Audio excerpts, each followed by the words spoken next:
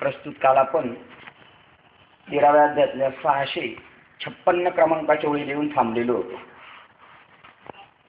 श्लोक चालू होतात.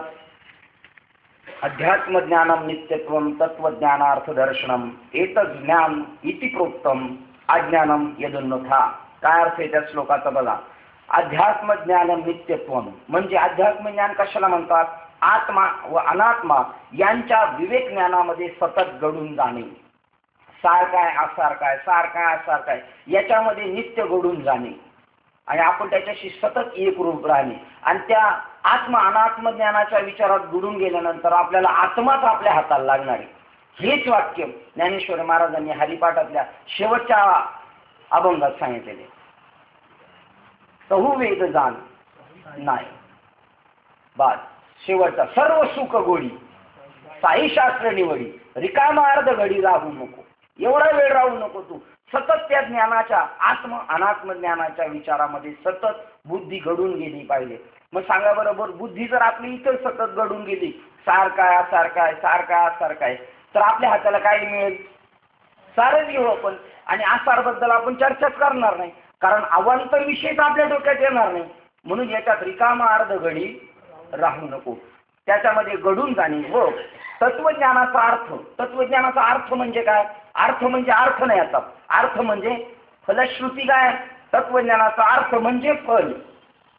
जो मोक्ष त्याचे आलोचन करणे, त्या मोक्षाला आत्मसात करणं, त्याच्या जवळ जाणं.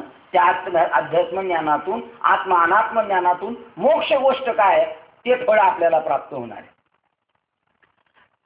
हे सर्व ज्ञान म्हणजे ज्ञानाचे साधन आहे. आणि तुमचा जो आत्मा अनात्मा जो विचार चाललाय हे ज्ञानाचं काय आहे? ते साधन आहे. त्या साधनातून जसं तुम्हाला आपल्याला कुठं जायचं, पंढरपूरला जायचं, साधन काय ठरवलेलं आहे? तुम्ही ट्रेनने जाणार का? मग ट्रेनने आम्हाला नाही जमणार, कारण आमची लोक 50% टायमिंग सुटल्यानंतर येतात. ट्रेन तर निघून जायची, 50% आमची इथंच जायची. ट्रेनने आम्हाला जमणार नाही. मग आमचं स्वतःचं साधन असेल तर जमल. म्हणजे आम्ही येऊ तेव्हा गाडी हलणार आहे ना. म्हणजे साधन जसं असेल तसं हे आत्मा अनात्म विचार हे साधन आहे. या साधनातून तुम्हाला निवाडा म्हणजे मंथन करायचंय. वाङ्मयाचं काय करायचं आपल्याला? अध्यात्म आत्म अनात्माचं काय प्रमाण आहे का तुमच्याकडं? हा, सोड रवी सोड बाळा करू दे मंथन, करू दे मंथन. सोड रवी सोड बाळा करू दे मंथन, करू दे मंथन. करू दे मंथन बाळा करू मंथन, करू दे मंथन बाळा करू दे मंथन. सोड रवी सोड बाळा करू दे मंथन, बाळा करू दे मंथन. सोड रवी सोड बाळा करू दे मंथन, करू दे मंथन. मनाला सांगितलंय, मनाला हा बोल. बाळा मना जरा मला काम करू दे, आत्मा अनात्माचा विचार करू दे. तुम्हाला भल तिकडे ओढून नको नेऊ, माझं काम करू दे. सोड रवी सोड बाळा करू दे. कशाचं मंथन करायचं? वाङ्मयाचं मंथन करायचं. चहू वेद जाण साई शास्त्र कारण 18 पुराणे हरीशीच गाती. पण तू काय कर? मंथुनी नवनीता. काय दृष्टांत, काय किती कळलं आपल्याला. इथं मध्येच काय म्हणतो नवनीताचं तुपाचं काय इथं मन संबंध आलेला आहे. सारखा दुधातलं आज सारखा आहे, दुधातून सारखा निघल. समजा दही, दह्यातून काय सार निघणार आहे? लोणी, लोण्यातून सार काय निघणार आहे? तूप. तसं 4 वेदातून 6 शास्त्रातून आत्मा सार निघणार आहे. काय प्रमाणे दुसरे चरण? हा, मंथुनी नवनीता तैसे घे अनंता. अनंताला तसं घे, नाही तर तू अनंता तैसे घे अनंत. नाही तर अनंताला मंथन करून नवनीत काढ. जसं गवळणीने काढलं ना. काय म्हणली? गोविंद घ्या कोणी दामोदर घ्या. ती एक बाई म्हणली दे गोविंद दे, तर तिने लगेच डेऱ्यात हात घातला आणि शेंडीला धरून कोण काढला? तैसे घे अनंता मंथन करून. तैसे घे अनंता. आणि त्याच्यापेक्षा दुसऱ्या गलबाला करू नको. वाया व्यर्थ कथा सांडी मार्ग. पण लोक कथेमध्ये लय मजा आहे. कथेकरी बाबा कोण आहे त्याच्यावर अवलंबून आहे. मग कीर्तनाला जायचं कथेकरी बाबा. कथा नाही ऐकायच्या. कथा ऐकून जीवनातल्या व्यथा जाणार नाही. जीवनातली व्यथा जाणार आहे आत्मा अनात्म विचाराने. ते ज्ञान आहे, साधने असे सांगितले आहे. सारासार विचार हे ज्ञान फलश्रुतीचं साधन आहे असं सांगितले आहे. आणि जे याच्या उलट आहे ते सगळे अज्ञान आहे. मग काय बी केलं असेल तरी अज्ञान आहे. देवपूजा केलेली असेल तरी अज्ञानच आहे ते म्हणतात. कारण देवपूजा करायचीच रीत माहीत नाही. देवाची रीत पूजा करायला देव वेगळा ना आपण पूजा करायची अशी रीत नाही संप्रदायाची. आपुली पूजा आपण करावी ही ठाव नाही जव राहती तवरी का सयाची पूजा जाणीवेचा शीन त्याहून अज्ञान बरे देवा. काय वाक्य कसा उरपाट डोक्याची चक्कर करेल ना. आपुली पूजा आपण करायची का मग लगेच गणगोळीवरून कोणाला लावायची पहिली सांगा बरं. गणगोळी उगळली तर पहिली देवाला लावायची का आपल्याला लावायची. हा आपल्याला लावायची आहे का. अरे असं बोललं लोकांना पटेल का. हे आपण देव आहे का. अरे बाबा आपल्यालाच पहिली लावायची आणि मग देवाला लावायची. तो हा विठ्ठल बरवा तो हा सुंदर ते ध्यान आणि आवडे निरंतर हेची ध्यान हे ध्यान आवडतं. देवाला पहिला गण लावायचा नाही पहिला आपल्याला लावायचा मग देवाला लावायचा.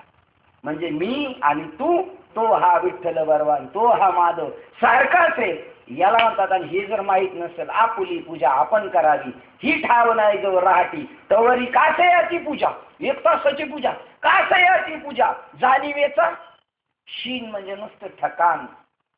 ठकान पिक्चर आहे ना लगान पिक्चर आहे तसं याचं नुसतं ठकान होणार. कासयाची पूजा जाणीवेचा शीन त्याहून अज्ञान बरे देवा. अज्ञान असलं तर गप तरी बसेल. हे तासभर गपच नाही बसत. या देवाला बुचकळतं त्या देवाला बुचकळतं. काय त्याच्या नाकात पाणी गेलं तोंडात गेले हे नाही का म्हणले. आले नाही काय शंकरबाई. ते म्हणले आमच्या घरी गेले गावाला गेले लगेच निकाल लावून आले ते. आमच्या गावाला गेलो पहिले देवाला गाठलं. ते म्हणले हांडे बाबा तुमच्या देवाच्या पाठीत पाणी गेले. म्हणलं आमच्या पोराच्या लग्नात काढू देवाच्या पाठीतलं पाणी. त्याच्याशिवाय का आपल्याला टाईम आहे देवाच्या पाठीतलं पाणी. तेव्हाच आपण देव उदय टाकणार का त्याच्या अगोदर टाकणार सांगा. त्याच्या विरुद्ध जे बी आहे ते सगळं काय आहे अज्ञान आहे. आणि काल ज्ञानाची 18 लक्षणं सांगितली आपल्याला. त्याच्यामध्ये सगळं आपल्याला परिपक्वतेने नेणार आपल्याकडे ते गुण अंगीकृत पाहिजे. ती 18 जी देवा याची जी सांगितलीत ना लक्षणं ज्ञानी माणसाची त्याला म्हणायचं सर्व सुख ल्यालू सर्व अलंकार सर्व सुख ल्यालू सर्व अलंकार आनंदे भय आनंद निर्भर सर्व सुख ल्यालो सर्व अलंकार बस सर्व सुख ल्यालो. ही 18 लक्षणे आपल्या जीवनात उतरली का आनंद निर्भय डुलताचं आता भयच राहिलं नाही. कारण जेवढी गोष्ट पाहिजे होती तेवढी मार्क पडली. पोरग परीक्षा देऊन आलं बिनधास्त झोपले. आता काही काळजी नाही. कारण त्याला माहिती आहे निकाल लागलं का कंपनी जागेवर येणार नाही. कंपनी लगेच कॉलेजवर येणार. मी पोराला सांगितलं कॉलेजवर कंपनी आली तर तू इकडे येऊच नको तसाच तिकडे जा. हा तसा तो आनंद निर्भय डुलत असतो. कारण 101 अभ्यास केला ना लोक म्हणणार याला कसं काय चांगलं काम लागलं. अरे पूर्ण सुकृताचा पूर्ण अभ्यासाचा दास सद्गुरूचा तोच जाणे अशी ज्ञानाची लक्षणं. आता याच्या विरुद्ध अज्ञानाची लक्षणं. अज्ञानाच्या लक्षणात पहिलं तुमचा आमचा हिसाब सांगणार आहे आणि शेवट मोठ्या देंडांचं नावं सांगणार आहे. वेदांताचार्य बृहस्पती रामायणाचार्य वाचस्पती गायनाचार्य ज्योतिषशास्त्रात औषध उपचार बनवणारे हे सगळे आता याचे देणारे. लास्टला मोठ्याल्यांचं सांगतात. पहिलं कसं आपलं मग फटका मारीत पहिला फटका हळूच मारला का खाल्ला दुसरा खाल्लं मग नंतर जोरजोराने मारायला सुरुवात करतात. तसल्या प्रकारे आता आपण अज्ञानाची लक्षणं काय ती पाहूया. आपण काल आपण 656 क्रमांकाच्या वेळी येऊन थांबलो होतो. आता पुढील विषयाकडे पाहूया. मानित्व अज्ञानातलं पहिलं लक्षण मला मानलं पाहिजे. आम्ही सत्संगाला गेलो आम्हाला तर कोणी विचारलं नाही. तुला काय कुत्रायला विचारायचं का. तुला काय विचारायचं रे तू कोण आहेस तू. हे तर तुला कळत नाही सत्संगात येऊन. कोण आहे तू. आहे मी कोण करावा विचार म्हणे ज्ञानेश्वर निवृत्तीचा. हेच बुजगाव न घालून गावी तू बुजगाव नाही. आणि त्या बुजगवण्याला तू मी म्हणता म्हणता 84 लक्ष योनीची कार्यक्रम तू करून ठेवलेला आहे आणि तो काढायचा म्हणून आम्ही तुला विचारत नाही मुळात. तुम्हाला सांगतो, ज्याला मानाची अपेक्षा असते ना, तुम्ही किती डोक्यात ठेवा त्या महाराजांचा सत्कार करायचा बरं का, त्या महाराजांचा सत्कार करायचा. आपल्या डोक्यातून जागा रचतो ऐन वेळेला निघून. गेल्या वर्षी असंच झालं. आमच्या गावाकडची गायक आल्यानंतर म्हणलं यांचा सत्कार करायचा होता आणि पहिल्या फळीतच त्यांची नावं लिहिली बाबा लोकांच्या नंतर त्यांचंच. पण इंगोले बाबा राहूनच गेलं त्यांचं नावच राहून गेलं. ते रात्रभर दादांचं डोकं खात राहिले. उद्या मला मग पोतभर नारळ देतील, पण त्याचा काय उपयोग आहे, मला माणसात नाही दिला. बरं मला माहीत नाही. दादांचे निघाले, मी पडू काकीच्या इथून त्यांना चहा पाणी करून बाहेर निघालो आणि निघाल्यानंतर दोघांना मी रिक्षात घेऊन म्हणलं आता स्टेशनला सुरू, म्हणजे ते जातील ना आपण कामाला. मग मी दादांना म्हणलं दादा व्यवस्थित झालं ना सगळं, म्हणजे मला काय विचारायचे कार्यक्रमाचं व्यवस्थित झालं म्हणले. हा मी म्हणलं बाबा, त्या बाबांना म्हणलं बाबा सगळं व्यवस्थित झालं ना, कसलं काय, मला काय विचारलं नाही काय नाही. म्हणलं बाबा तुमचं पाकिट दिलं. अहो पाकिट नाही, साधा नारळ नाही. म्हणलं. मग यशवंत भाऊंना फोन केला, ते म्हणले माझ्याकडेच 2 पाकिट शिल्लक आहेत. मग पटकन आणलं. मग दादा मला सांगा, ते रात्रभर ते डोकं खात होते, म्हणले उद्या पोचभर देतील पण उपयोग नाही. म्हणजे तुम्ही आपण विचार जरी केला ना एखाद्याचा नाहीच, कारण देव म्हणतो याला जर आज मान दिलं तर हे अजून लापट होईल, अजून लापट होईल, चाटळ होईल. त्यापेक्षा आता त्याचा पत्ता खोलून टाकून संतांच्या सभेत गेल्यानंतर तीळभर जरी होय अहंकार तर मेरू समान भार देवा. मला जर असं वाटलं ना सत्संगाला असंच जाणं, आम्ही मोडलिमला गेलो आणि मला सांगितलं जाधव साहेबांनी द्या नावं प्रवचनाचे. आता का मी माझं नाव देणार, दिलं मी सगळ्यांची नावं आणि माझं रावलं नाव. आणि दुसऱ्या दिवशी त्यांच्याकडे सगळं रेकॉर्ड आहे वहीमध्ये कोणाची प्रवचन. मला 2 दिवसांनी फोन आला, अहो तुमचं प्रवचनच राहिलं, कार्यक्रमच राहिलं. म्हणलं त्याचं काय संबंध आहे, झालं ना आपला आनंद, आम्ही काय प्रवचनात आलतो, आम्ही आलतो तुमच्या दर्शनाला. ते म्हणले असंच लक्षात ठेवायचं, सगळे मेळाव्याला जायचं न बोलवता, पण तिथे गेलो आपला कार्यक्रम होऊ नाही होऊ, आपल्याला वाजवायला देऊ, गायला देऊ, सांगायला देऊ, काय नाही. अरे आपलं कर्तव्य आहे, तुका म्हणे सत्यकर्म व्हावे आणि नाही झालं तर घातली भय. म्हणजे देव त्याचा, देवाच्या भक्ताला जर अहंकार झाला तर देव मेरू समान भार देवा. देवाला असं वाटतं मोठं डोंगर माझ्यावर पडला तर काय, म्हणून देव भक्ताला अहंकार होऊ देत नाही. झाला तर देवच त्याचा पत्ता कट करतो. लोकांनी मारण्यापेक्षा आपल्या पोराला आपणच मारलेलं बरं. अशा प्रकारे पहा, पहिलंच उदाहरण दांभिकत्व. योग याग विधी येणे नव्हे, वायाची उपाधी दंभ धर्म. मी काहीतरी केलं, हा दंभ नकोय. पहिलंच उदाहरण सांगितलं. पहिलं मानित्व, आपली प्रतिष्ठा व्हावी म्हणून जगतो. 3 बंध आहेत बरं का. आपल्याला 3 गोष्टीपासून वाचायचं. आपण खरंच माऊलीचे लेकर आहेत, पण आपल्याला 3 गोष्टी, एक पहिलं ज्ञान मिळायला 3 गोष्टी असाव्या लागतात. एक भक्ती, ज्ञान आणि वैराग्य असावं लागतं. ही 3 बंधनातून तो पुढे गेला का तो हुशारच झाला म्हणायचं. या 3 मधून गेल्यानंतर रुजला पाहिजे परमार्थ. आणि रुजल्यानंतर जेव्हा तो मार्केटमध्ये येईल त्यावेळेला एक लोकेशना, अशी आपली प्रतिष्ठा व्हावी म्हणून जगतो.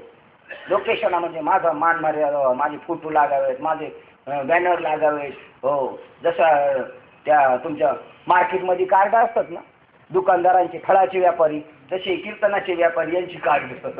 ह्या शब्दाला आले याच्या बदले असली नको आहे, ही प्रतिष्ठा नको. नंबर 1 लोकेशना. दुसरे दारेशना, स्त्री किंवा कोणत्याही भोगाबद्दल अंतकरणात थोडा सुद्धा मन नसावा माणसामध्ये, दारेशना. आणि तिसरी वित्तेशना, पैशाच्या नादी नाही लागलं पाहिजे. या 3 गोष्टीतून जर सुटला तो ओकेच झाला, तो संतच झाला.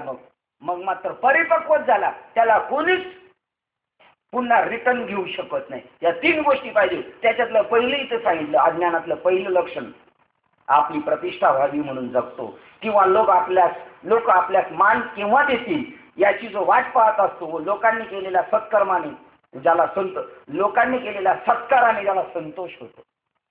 कधी न्यायचा नाही सत्कार केलेला आपला कोणी. आपला जर कोणी सत्कार केला, श्रीफळ देऊ, नारळ देऊ, शाल देऊ, फोटो देऊ, आपल्या बरोबरच आहे त्याला देऊन टाकायचं, न्यायचं नाही घरी. नाही तर नेऊन कपाटात ठेवावं लागेल. हे पहिलं पारितोषिक, हे दुसरं प्राथमिक, तिसरं. आणि मारता वेळेस हेच बघत आता मरून जाईल.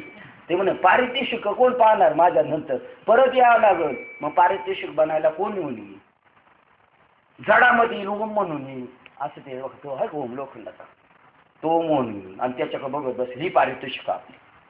भक्तिशास्त्रातच येईल, पण जडत्व प्राप्त करून येईल. जर काही गोष्टी राहिली तर काही शिल्लक नाही राहिले पाहिजे त्याला म्हणतात. सत्कार आणि संतोष त्याला होतो. तसा मान मिळाला म्हणजे. आणि मागे काय सांगितलं, कोणी सत्कार दिला केला तर पारध्याने जसं हरीण पकडलं त्याला जसं कावरं बावरं होतं तसं होतं, ज्ञानाला मान दिला का तसं होतं. आणि याला असं वाटतं सत्कार केला का मग हार काढतच नाही लवकर कीर्तनकार बाबा. सारखा असं वर करून किती जड बोज घेऊन आपल्याला बाबा ज्ञान सांगतात. काय एवढं वज घ्यायची गरज आहे का? हं पा बरं नुसतं हाराचं बरं, त्याच्यात जर सफरचंद आणि संत्री आली का संपलं. बाबांनी समजायचं का आपलं आयुष्य आता उरकलं. हे बॉम्बच टांगलेले आहेत आपल्याला. आता आपलं उरकलेलेच आहे, कारण आता इथून पुढे सगळे हार आपल्याला तसेच येणार आहेत. आता हे एक एक गोळाच सांगून येणार आहे आपल्याकडे. व तसा मान मिळाला म्हणजे गर्वाने पर्वताच्या शिखरा इतका चढून जातो. मान भेटला का ते लयच मग निर्वत राहतं व मोठेपणाहून कधी खाली उतरत नाही. अशा पुरुषाच्या ठिकाणी पुरेपूर अज्ञान वास करते असे समज. किती असतात हो सत्संगामध्ये, मिरवत असतात लोक नुसते. काहीच करायचं नाही, नुसतं मिरवतं. इकडून जायचं तिकडून जायचं का लोकांच्या दृष्टिक्षेपात यावं आपण म्हणून. आणि असं कोण करतं? पोरगं मुद्दाम करतं. काही थोडी एक दोन यायला लागलं तरी सारखं पेटी घेऊन पाठी घेऊन बसतं. हे बघ आई, हे बघ पप्पा, हे बघ बाबा, हे बघ. आता त्याला म्हणावं अज्ञान, तर त्याला अज्ञान म्हणलं तर त्याचं खच्चीकरण. त्याला म्हणा वा वा हुशार आहे बाबड्या. तसं वर तू फिरतो ना मध्ये गल्ली गल्लीमध्ये, सत्संगामध्ये, पंक्तीमध्ये, कीर्तनामध्ये सारखी वळवळ करतो. त्याला असं म्हणा बाबड्या चांगलं चाललं तुझं, पण जरा शांत बस ना. नाही तर मग त्याला काम द्यायचं, बुक्का द्यायचं, म्हणायचं लाव सगळ्यांना. याशी माणसं ठरवून द्यावं लागतात, कारण त्याला वळवळ केल्याशिवाय शांत बसतच नाही तू. मग त्याला हे काम द्यायचं, आपले काम होऊन जातं आणि त्याचंही काम होऊन जातं, आहे की नाही. चढून जातो मोठेपणाच्या शिखरावरून कधी उतरत नाही. अशा पुरुषाच्या ठिकाणी पुरेपुरे अज्ञान वास करते असे म्हणा. आता दांभिकत्व आणि पिंपळांची मुंज केली म्हणजे त्या पिंपळात जशी मुंज मोळाची दोरी सर्वात उघड दिसेल अशी बांधतात किंवा पार बांधतात, अथवा देवळातील कुच्चा वाटेल त्याच्या दृष्टीस पडेल असा जाणून बुजून ठेवतात. त्याप्रमाणे आपण आचरलेल्या स्वधर्माची मुंज आपल्या वाचारूपी पिंपळावर बांधतो. लोकात आपल्या कृतकर्माची आपल्याच वाणी प्रसिद्ध करतो. मेळाव्यात आपण लय पळापळी केली. मेळाव्यात आपण पत्रवळी उचलल्या. बाजार आणायला मीच गेलो होतो. बाजारात गेला आणायला तुला बाजार आणायला पाठवायचं नाही. तू जर 12 रुपये 13 रुपये किलो तांदूळ असलं तर तू 20 रुपयाचं बिल लावशील. तुला लबाड आहे, तुला बाजाराला पाठवायचं. ते जो माणूस म्हणायला लागला का मी बाजाराला जातो, समजायचं का हा लबाड आहे, याला ठराविक कामच पाहतो. मी पाहिलेली आहे सगळी अशी लबाड पाहिलेली ती. त्यांची तोंड उचकत नाही त्यांच्या पुढे जर आपण बोललो. हो, आपण जरी म्हणलं काय माऊली 13 रुपयाचा तांदूळ 20 ने आणला का, माऊली हसूनच चालवणार बघ का. माऊली असं नाही बरं का, नाही तर परत घोटाळा होईल. तुम्ही असं समजा. म्हणजे असं असतं असं मला तुम्हाला सांगायचं, दृष्टांत सांगायचं, नाही तर काय होतं घोटाळा जास्त होतो माणसाचा. आपल्या स्वधर्मा लोकात आपल्या कृतकर्माची आपल्याच वाणीने प्रसिद्धी करतो. आपल्यात येत असलेल्या विद्येचा पसारा मांडतो व आपल्याच मुखाने प्रसिद्धी करतो. आपल्याला येतं ना, आपण कधीच बोलायचं नाही. आपल्याला ओव्या येतात, काय येतं बोलायचं नाही. पण एक दिवस असा येणार, लोक म्हणणार महाराज तुम्ही बोललेच पाहिजे, तुम्ही बोलाव. यांची 5-5 मिनिटं कमी करतो पण तुम्ही बोला. तेव्हा आपलं काय असतं अभ्यास, अगोदरच प्रदर्शन नाही करत बसायचं. आपल्या ज्ञानाचं प्रदर्शन केलं का भांडवल संपलं आपलं समजायचं. आपलं जेवढं राखून ठेवता येईल तेवढं राखून ठेवायचं. आणि वेळ आलं का मग नाही सोडायचं. मग वेळ आलं मग हाजी माझी असतील तरी त्यांना शांत करायचं, एवढंच सामर्थ्य आपल्याकडे पाहिजे. आपल्या विद्येचा पसारा नाही करायचा. अभ्यास हे प्रगट व्हावे, नाहीतरी झाकून असावे. प्रगट होऊन नासावे ही बरी नाही. प्रगट झाला थोडं थोडं यायला लागलं आणि परत नाचला मग बरं नाही. त्यापेक्षा अगोदरच गरिबीत राहायचं आणि एकदम वेळ भेटलं का शेट व्हायचं. बरं शेट झालं एवढ्या पुरतं शेट राहायचं, खाली उतरल्यावर परत गरीब होऊन जायचं. नाही तर तो शेटपणा घेऊन मिरवलं ना का परत हानी झाली समजायची.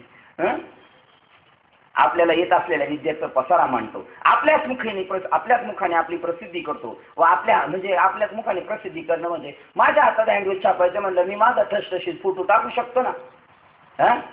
हे मूर्खांची काम आहे. हे नको कळायला. एकच तरी ओळी अनुभवावी. कशी काय अनुभवावी ही अनुभवली नाही यांनी. पण कशामध्ये यांच्या कोणत्या सदरात ओढ आली यांची, अज्ञानाच्या लक्षणामध्ये यांचे नंबर लागले. आपल्याच हातून घडलेल्या सत्कृत्याचा लोकात डांगोरा पिटतो. आणि याप्रमाणे ज्या कृत्यापासून आपली प्रतिष्ठा वाढेल ती कृत्य नेहमीच करीत असतो.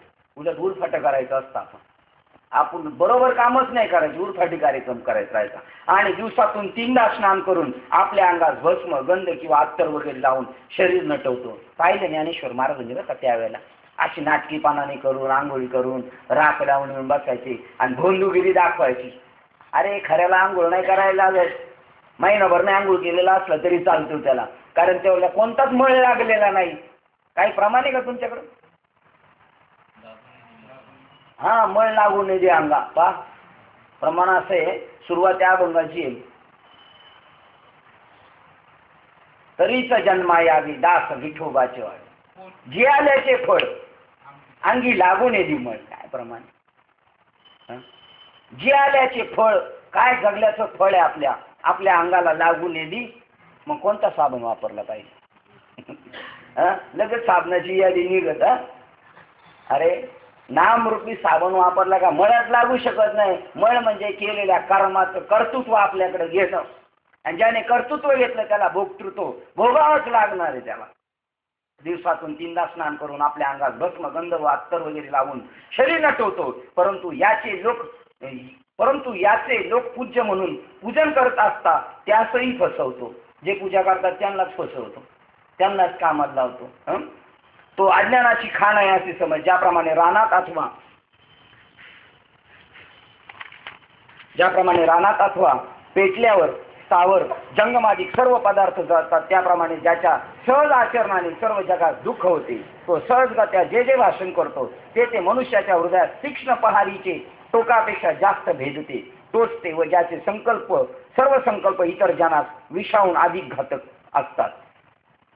त्याचे ठिकाणी पुष्कळ अज्ञान आहे. फार काय सांगावे, तो अज्ञानाचे बाहेरघर भांडारच आहे व त्याचे जिने म्हणजे हिंसेचे आश्रयस्थानच आहे.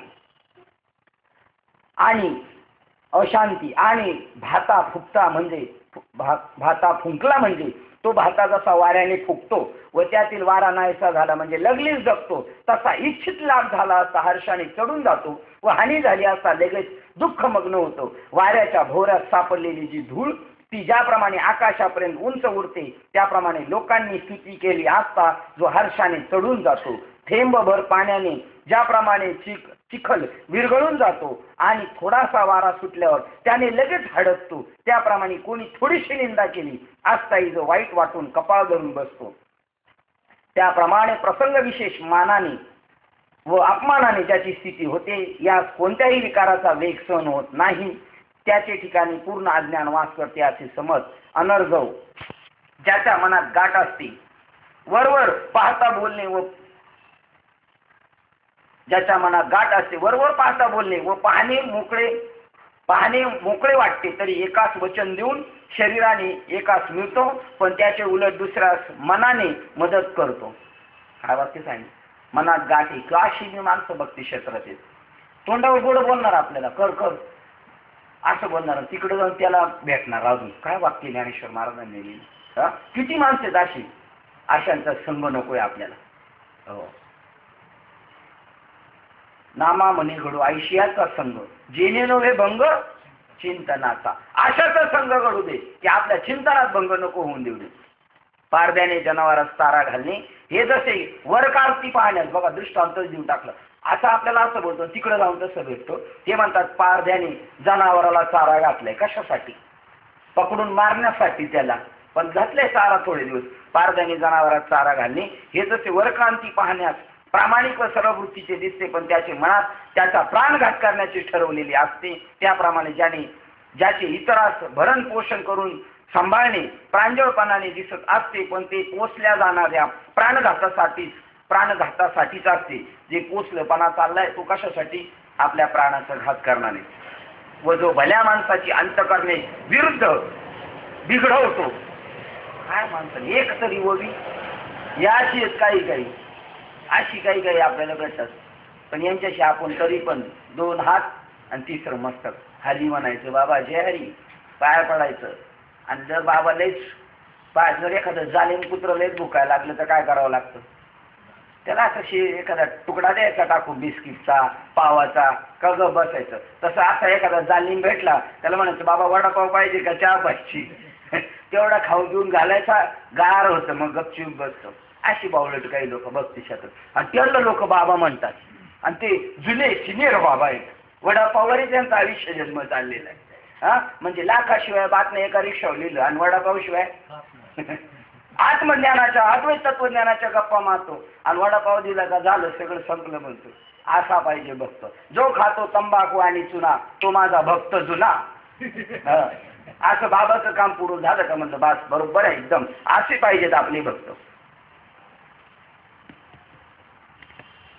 शेवाळलेली लिप्त शेवाळाने लिप्त झालेली शिळा गारगोटी वर कांती हिरवीगार सुंदर दिसते किंवा पिकलेल्या निंबोळ्या वरवर पिवळ्या धमक दिसतात.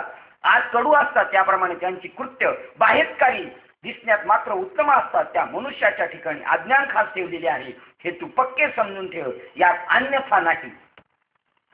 आणि गुरुकुलाचे नाव घ्यावयास सुद्धा ज्याला लाज वाटते, गुरुसेवेला जो कंटाळलेला असतो आणि गुरुपासून आपल्यास विद्या प्राप्त झाली म्हणजे त्यांच्यावर उलटतो, त्यांनाही जो मानित नाही अशा अभक्त मनुष्याचे नाव घेणे म्हणजे जीवेला शूद्राच्या अन्नस्पर्शाप्रमाणे म्हणजे त्याच्या घरी अन्न सेवन केल्याप्रमाणे होईल. पण काय सांगावे, अज्ञानाची ही लक्षणं सांगताना त्याचा उच्चार ओघानेच करावा लागतो. अंतयोग आता त्या गुरुभक्तांचे नाम घेऊन त्यांचे नाम म्हणजे सूर्याच्या तेजाप्रमाणे सर्व अज्ञान अंधकार पातक नाहीसा करणारे आहे. त्यांचे नाव घेऊन वाचेने घडलेल्या पापास प्रायश्चित्त द्यावे हेच बरे. इतक्यानेच गुरुनिंदकाच्या नामोच्चाराने वाचेस झालेले जे महान दोष त्याचे निरसन होईल. गुरुनिंदकाच्या नामोच्चारापासून उत्पन्न होणारी महान भये ही निवृत्त करण्याचे सामर्थ्य गुरुभक्ताच्या नामोच्चारणात आहे. हे असो, आता अज्ञानाची आणखीन चिन्हे ऐक असे देव म्हणाले. देव म्हणतात त्यांचं वर्णन करायला नको बाबा. त्यांची नावं घेतली तर आपल्या तोंडाला अपवित्रता येईल. त्याच्यापेक्षा आता आलेला अपवित्रता जाण्यासाठी आणि आपल्या वाणीला पवित्र येण्यासाठी पुण्यवंत भावी सज्जनांची नावे घेता सज्जनांची नावे पुण्यवंत भावी घेता सज्जनांची नावे घेता सज्जनांची नावे. काय एक एक मुलीला एक एक अभंग आहे साधू संताचा. तुम्हाला एक एक प्रमाण भेटल, एक एक प्रमाण भेटल. तुम्ही पाठ नसेल केलं तरी ते तुमच्या मुखरुंदावर येणार आहे. ते पहा इतक्या गुरु अज्ञानाची आणखी चिन्हे काय सांगतो असे देव म्हणाले. अशौच जो आळशी ढिल्ला असल्यामुळे स्वतः करणे करीत नाही व जो मनात संशयाने भरलेला असतो, जो गाळाने व काट्याने भरलेला रानातील त्याज्य म्हणून टाकलेला जणू आडच समजावा. काय सांगितलं, जसं जंगलामध्ये असतं ना एखादी विहीर, ती काट्याने आणि गाळानेच भरलेली, पाणी आहेच नाही त्याच्यामध्ये. तो आड कसा असतो तर त्याच्या तोंडावर काटेरी झाडे उगवलेली असतात. तोंडावर काटेरी झाडे उगवलेले असतात, काटे पडलेले असतात व आत पुष्कळ पाणी पडून मेल्या, आतमध्ये पुष्कळ प्राणी पडून मेल्यामुळे नुसती हाडे साचलेली असतात. त्या आडाप्रमाणे जो मनुष्य अंतर्बाह्य अशुद्ध अमंगल असतो, ज्याप्रमाणे अन्न उघडे आहे किंवा झाकलेले आहे हे न पाहता ते कुत्रे पोटात हवे म्हणून खाते, त्याप्रमाणे आपले किंवा दुसऱ्याचे याची निवड न जाणता विचार न करता जो द्रव्याचा अभिलाष करतो, कुत्र्याच्या ठिकाणी जसा स्त्रीसंग करण्याविषयी एकांत किंवा चव्हाट्याची योग्य अयोग्य जागा याचा विधिनिषेध वा विचार नसतो, तसा जो स्त्रीविषयी काहीच विचार करीत नाही. स्वधर्माप्रमाणे विहित कर्म करण्याची वेळ चुकत आहे किंवा नित्यनैमित्तिक कर्म करावयाची ती राहत आहे, त्याच्याबद्दल त्याच्या मनात कधीही खेद दुःख वाटत नाही. पापचरणाबद्दल जो निर्लज्ज असतो, पुण्यकर्माचे आचरण करावे अशी ज्याच्या मनात कल्पनाही येत नसून ज्याच्या मनात विकल्पाची अतिशय वेगवान थैमान चालू असते, जो आपल्या डोळ्यापुढे द्रव्याच्या इच्छेस सदाच बांधून वावरत असतो, जो केवळ अज्ञानाचा ओतीव पुतळाच आहे असे समज, अस्थैर्य ज्याप्रमाणे गवताच्या काडीवर मुंगी चढली तरी ती गवताची काडी लवते, त्याप्रमाणे जो अल्प लाभा करता स्वार्थ वृत्तीमुळे बुद्धीच्या स्थिरपणापासून धैर्यापासून ढळतो. थोड्यासाठी आपण आपला इमान विकतो, अशा पद्धतीचं सांगितलं. डबक्यात पाय पडल्याबरोबर जसे त्यातील पाणी गढूळ होते, तसा जो भयाचे नाव ऐकल्याबरोबर अत्यंत घाबरा होतो. पुरात पडलेला भोपळा जसा जलोघाबरोबर हवा तिकडे वाहत जातो, तसा तो मनोरथाच्या पुरात वाहत जातो असे समज. वाऱ्याच्या साह्याने धूर जसा गगनापर्यंत उंच जातो, तसा जो दुःखाची गोष्ट ऐकल्याबरोबर गडबडतो. आणि मागे काय सांगितलं ज्ञानी माणसाचं, हिमालया एवढं जरी त्याच्यावर दुःख पडले तरी तो डळमळत, आकाश जरी पडलं तरी डळमळत नाही, ब्रह्म गोळभंगा गेलं तरी नाही. तो ज्ञानी आणि हा अज्ञानी थोड्या थोड्या दुःखाने लगेच हातबल होतो. वावटळ ज्याप्रमाणे कोठेही स्थिर राहत नाही, त्याप्रमाणे जो क्षेत्राच्या, तीर्थाच्या किंवा शहराच्या ठिकाणी कोठेही कायम स्थिर राहत नाही. किंवा जसा माजलेला सरडा झाडाच्या बुडापासून शेंड्यापर्यंत पुन्हा शेंड्यापासून बुडापर्यंत व्यर्थ खेपा घालतो, तसा तो व्यर्थ खेपा घालत असतो संसारामध्ये. ज्याप्रमाणे पाण्याचा रांजण जमिनीत पुरल्याशिवाय एका जागी स्थिर राहण्याची जाणतच नाही. काय उदाहरण दिलं माऊलीने, काय शोधून माऊलीने उदाहरण दिलं. रांजणाला ना तो लोट्यासारखा असं लगेच कलंटतो, त्याला जमिनीत गाडला ना अर्धा कोणला रांजणाला, तरच तो स्थिर राहतो. तसा याचा हातपाय मोडल्याशिवाय एका जागेवर बसत नाही.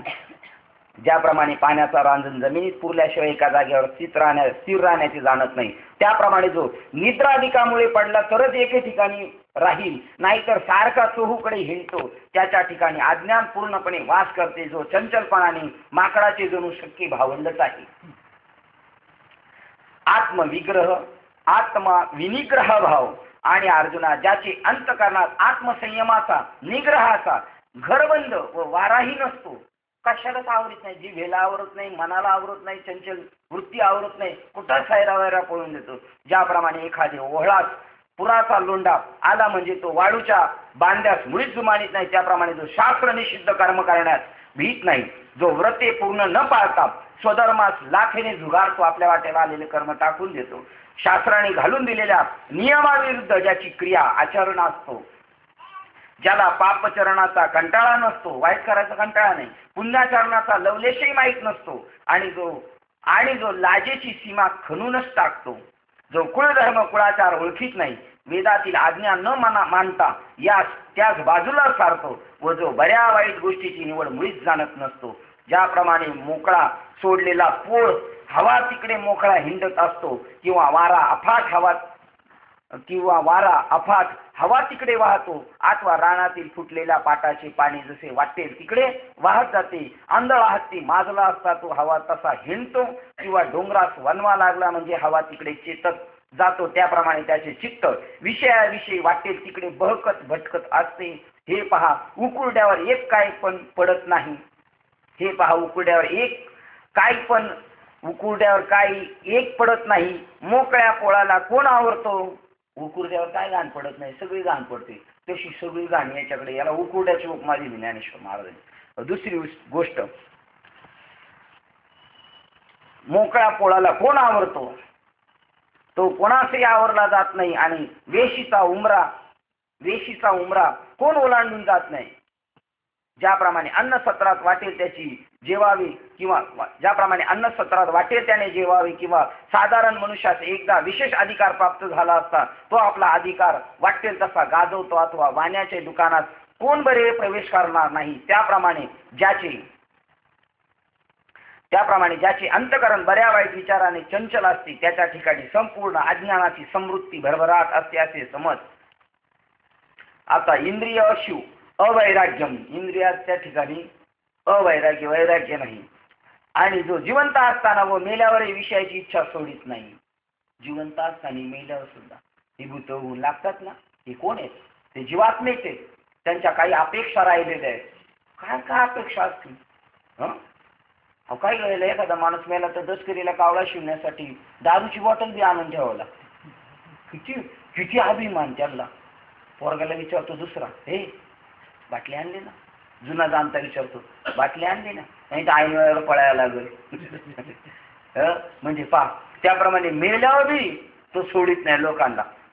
आणि जो जिवंत असताना व मेल्यावरही विषयाची इच्छा सोडित नाही, व जो देहापातानंतर स्वर्गातील विषय उपभोग प्राप्त व्हावे म्हणून येथूनच सामुग्री सकाम कर्माचे आचरण ह्या लोकी करून ठेवतो. जो विषय भोगाच्या प्राप्तीकरता सर्व परिश्रम सतत करीत असतो, हे जे कामधंदे आपले चालेत पळापळी, किती काम करावं माणसाने, फर्स्ट सेकंड थर्ड सारखं चालू काम. रिटायर झाल्यावर मी काम, कधी मोकळं राहायचं माणूस, कधी भक्ती करायचा. सांगा बरं. विषय भोग प्राप्ती परिश्रम सतत करतात आणि विषय कोण उपभोगणारे? शरीर भोगणारे, शरीराला बी भोग नाही भेटत जा, शरीराला सुद्धा भोग नाही भेटत.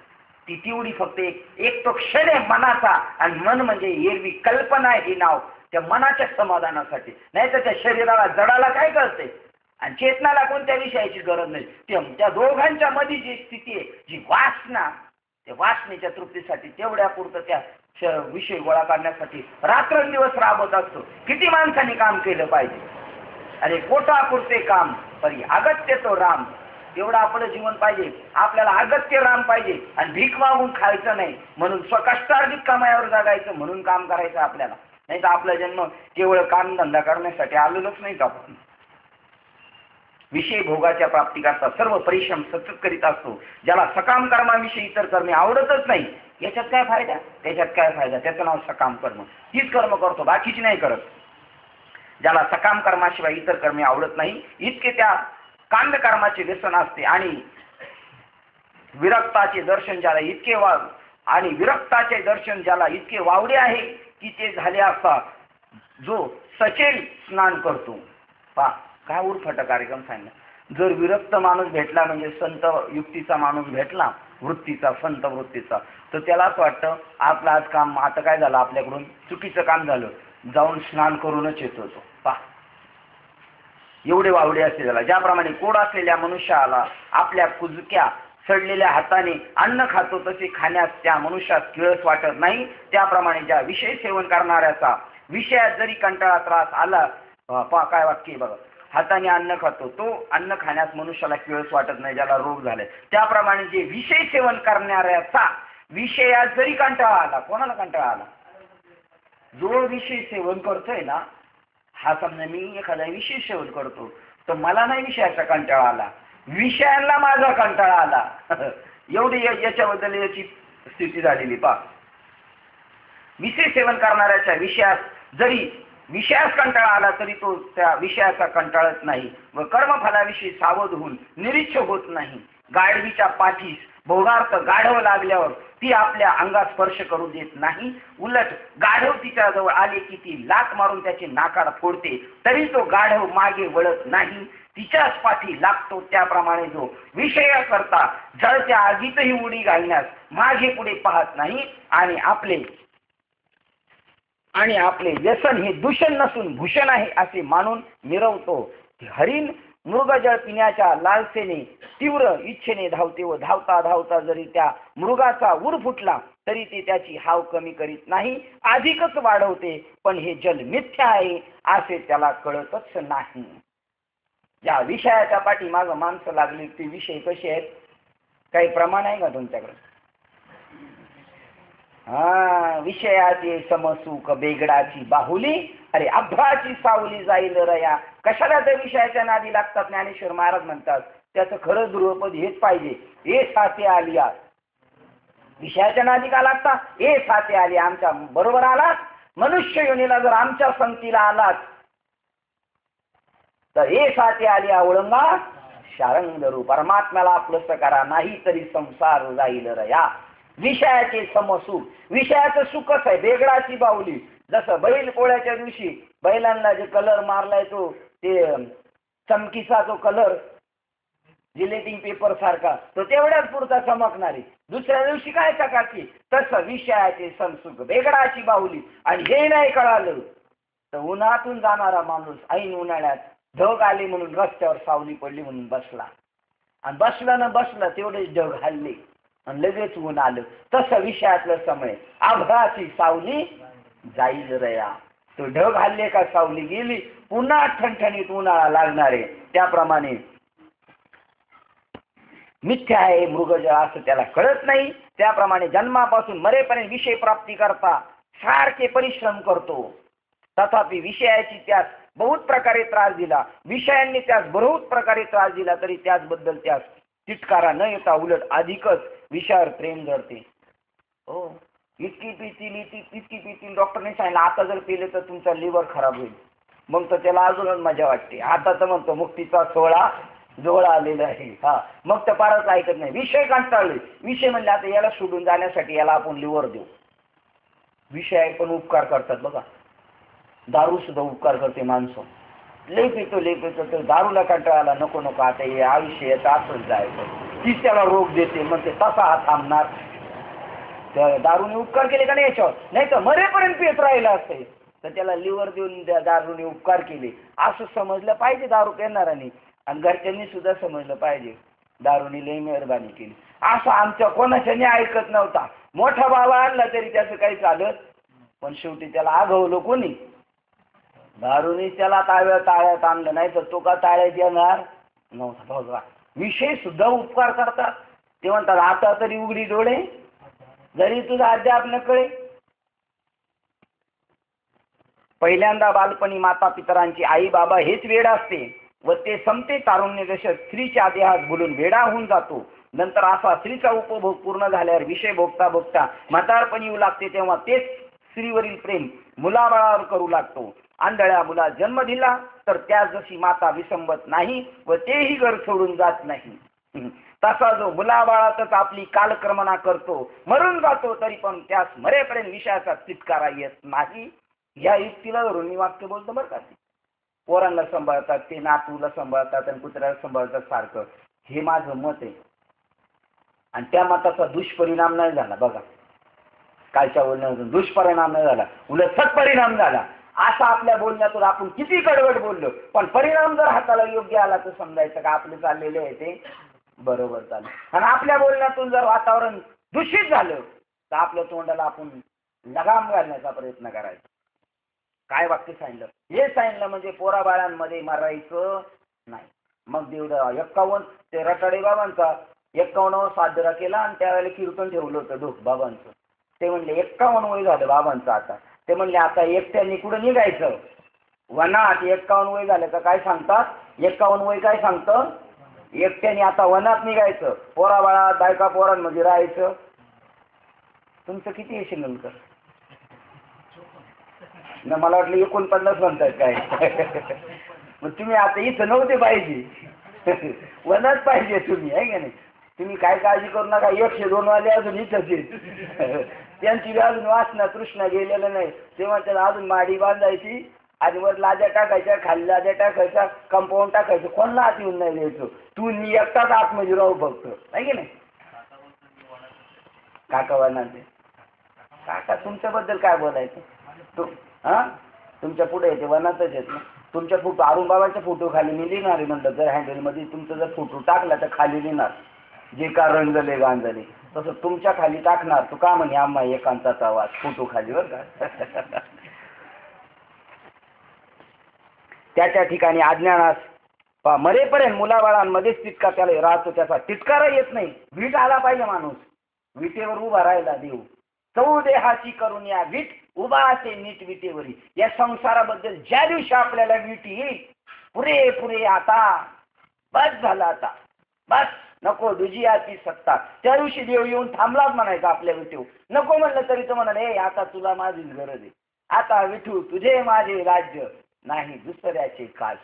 संसाराबद्दल तिटकारा आला पाहिजे, नको वाटलं पाहिजे. कुत्रा उलटी करून गेल्यानंतर त्या उलटीकडे जसं पाहत नाही मनुष्य, तसं आपल्याला वाटलं पाहिजे.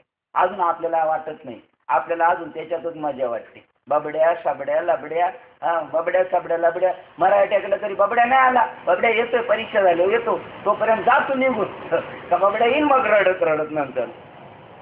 त्याच्या ठिकाणी अज्ञानाचा अंत पार नाही असे समज. आता अज्ञानाची आणखी काही लक्षणे सांगतो. अहंकार. हे पहा, जो आपला देह हाच आत्मा आहे. पहा ही ओळ लिहून ठेव बरं का. हरिओम 714. अहंकार, आपण जे वाक्य म्हणतो ना अहंकार काय, त्याला फिट करणार प्रमाणे बघा. आता गेल्या वर्षी घेतलं असेल का नाही काय माहिती, पण पहा हे पहा, जो आपला देह हाच आत्मा आहे. कामठेबाई म्हणतात आलं बाईच्या काम, बाईला वाढलं काम, आता ओळी काढायला लागले म्हणतो, आहे का ते काय. आधी कुळी कन्या पुत्र होती जे साथे, त्या बाईनी यांच्या मुलीने ज्ञानेश्वरी बनवून दिली आपल्याला. त्यांचं त्यांनाच वाटतं आपल्याला नाव नाही घ्या, पण तरी सुद्धा पुण्यवंत व्हावी, घेता सज्जनांची नावी, घेता सज्जनांची नावी. त्यांना असं वाटतं नाव नको, पण मला असं वाटतं तुकाराम महाराज म्हणतात, निघे माझी वाचा तुटी, म्हणजे माझ्या वाचीमध्ये तुटीच नाही, सारखं त्यांच्या नामाचा जप आहे, तुटीच पडू देत नाही.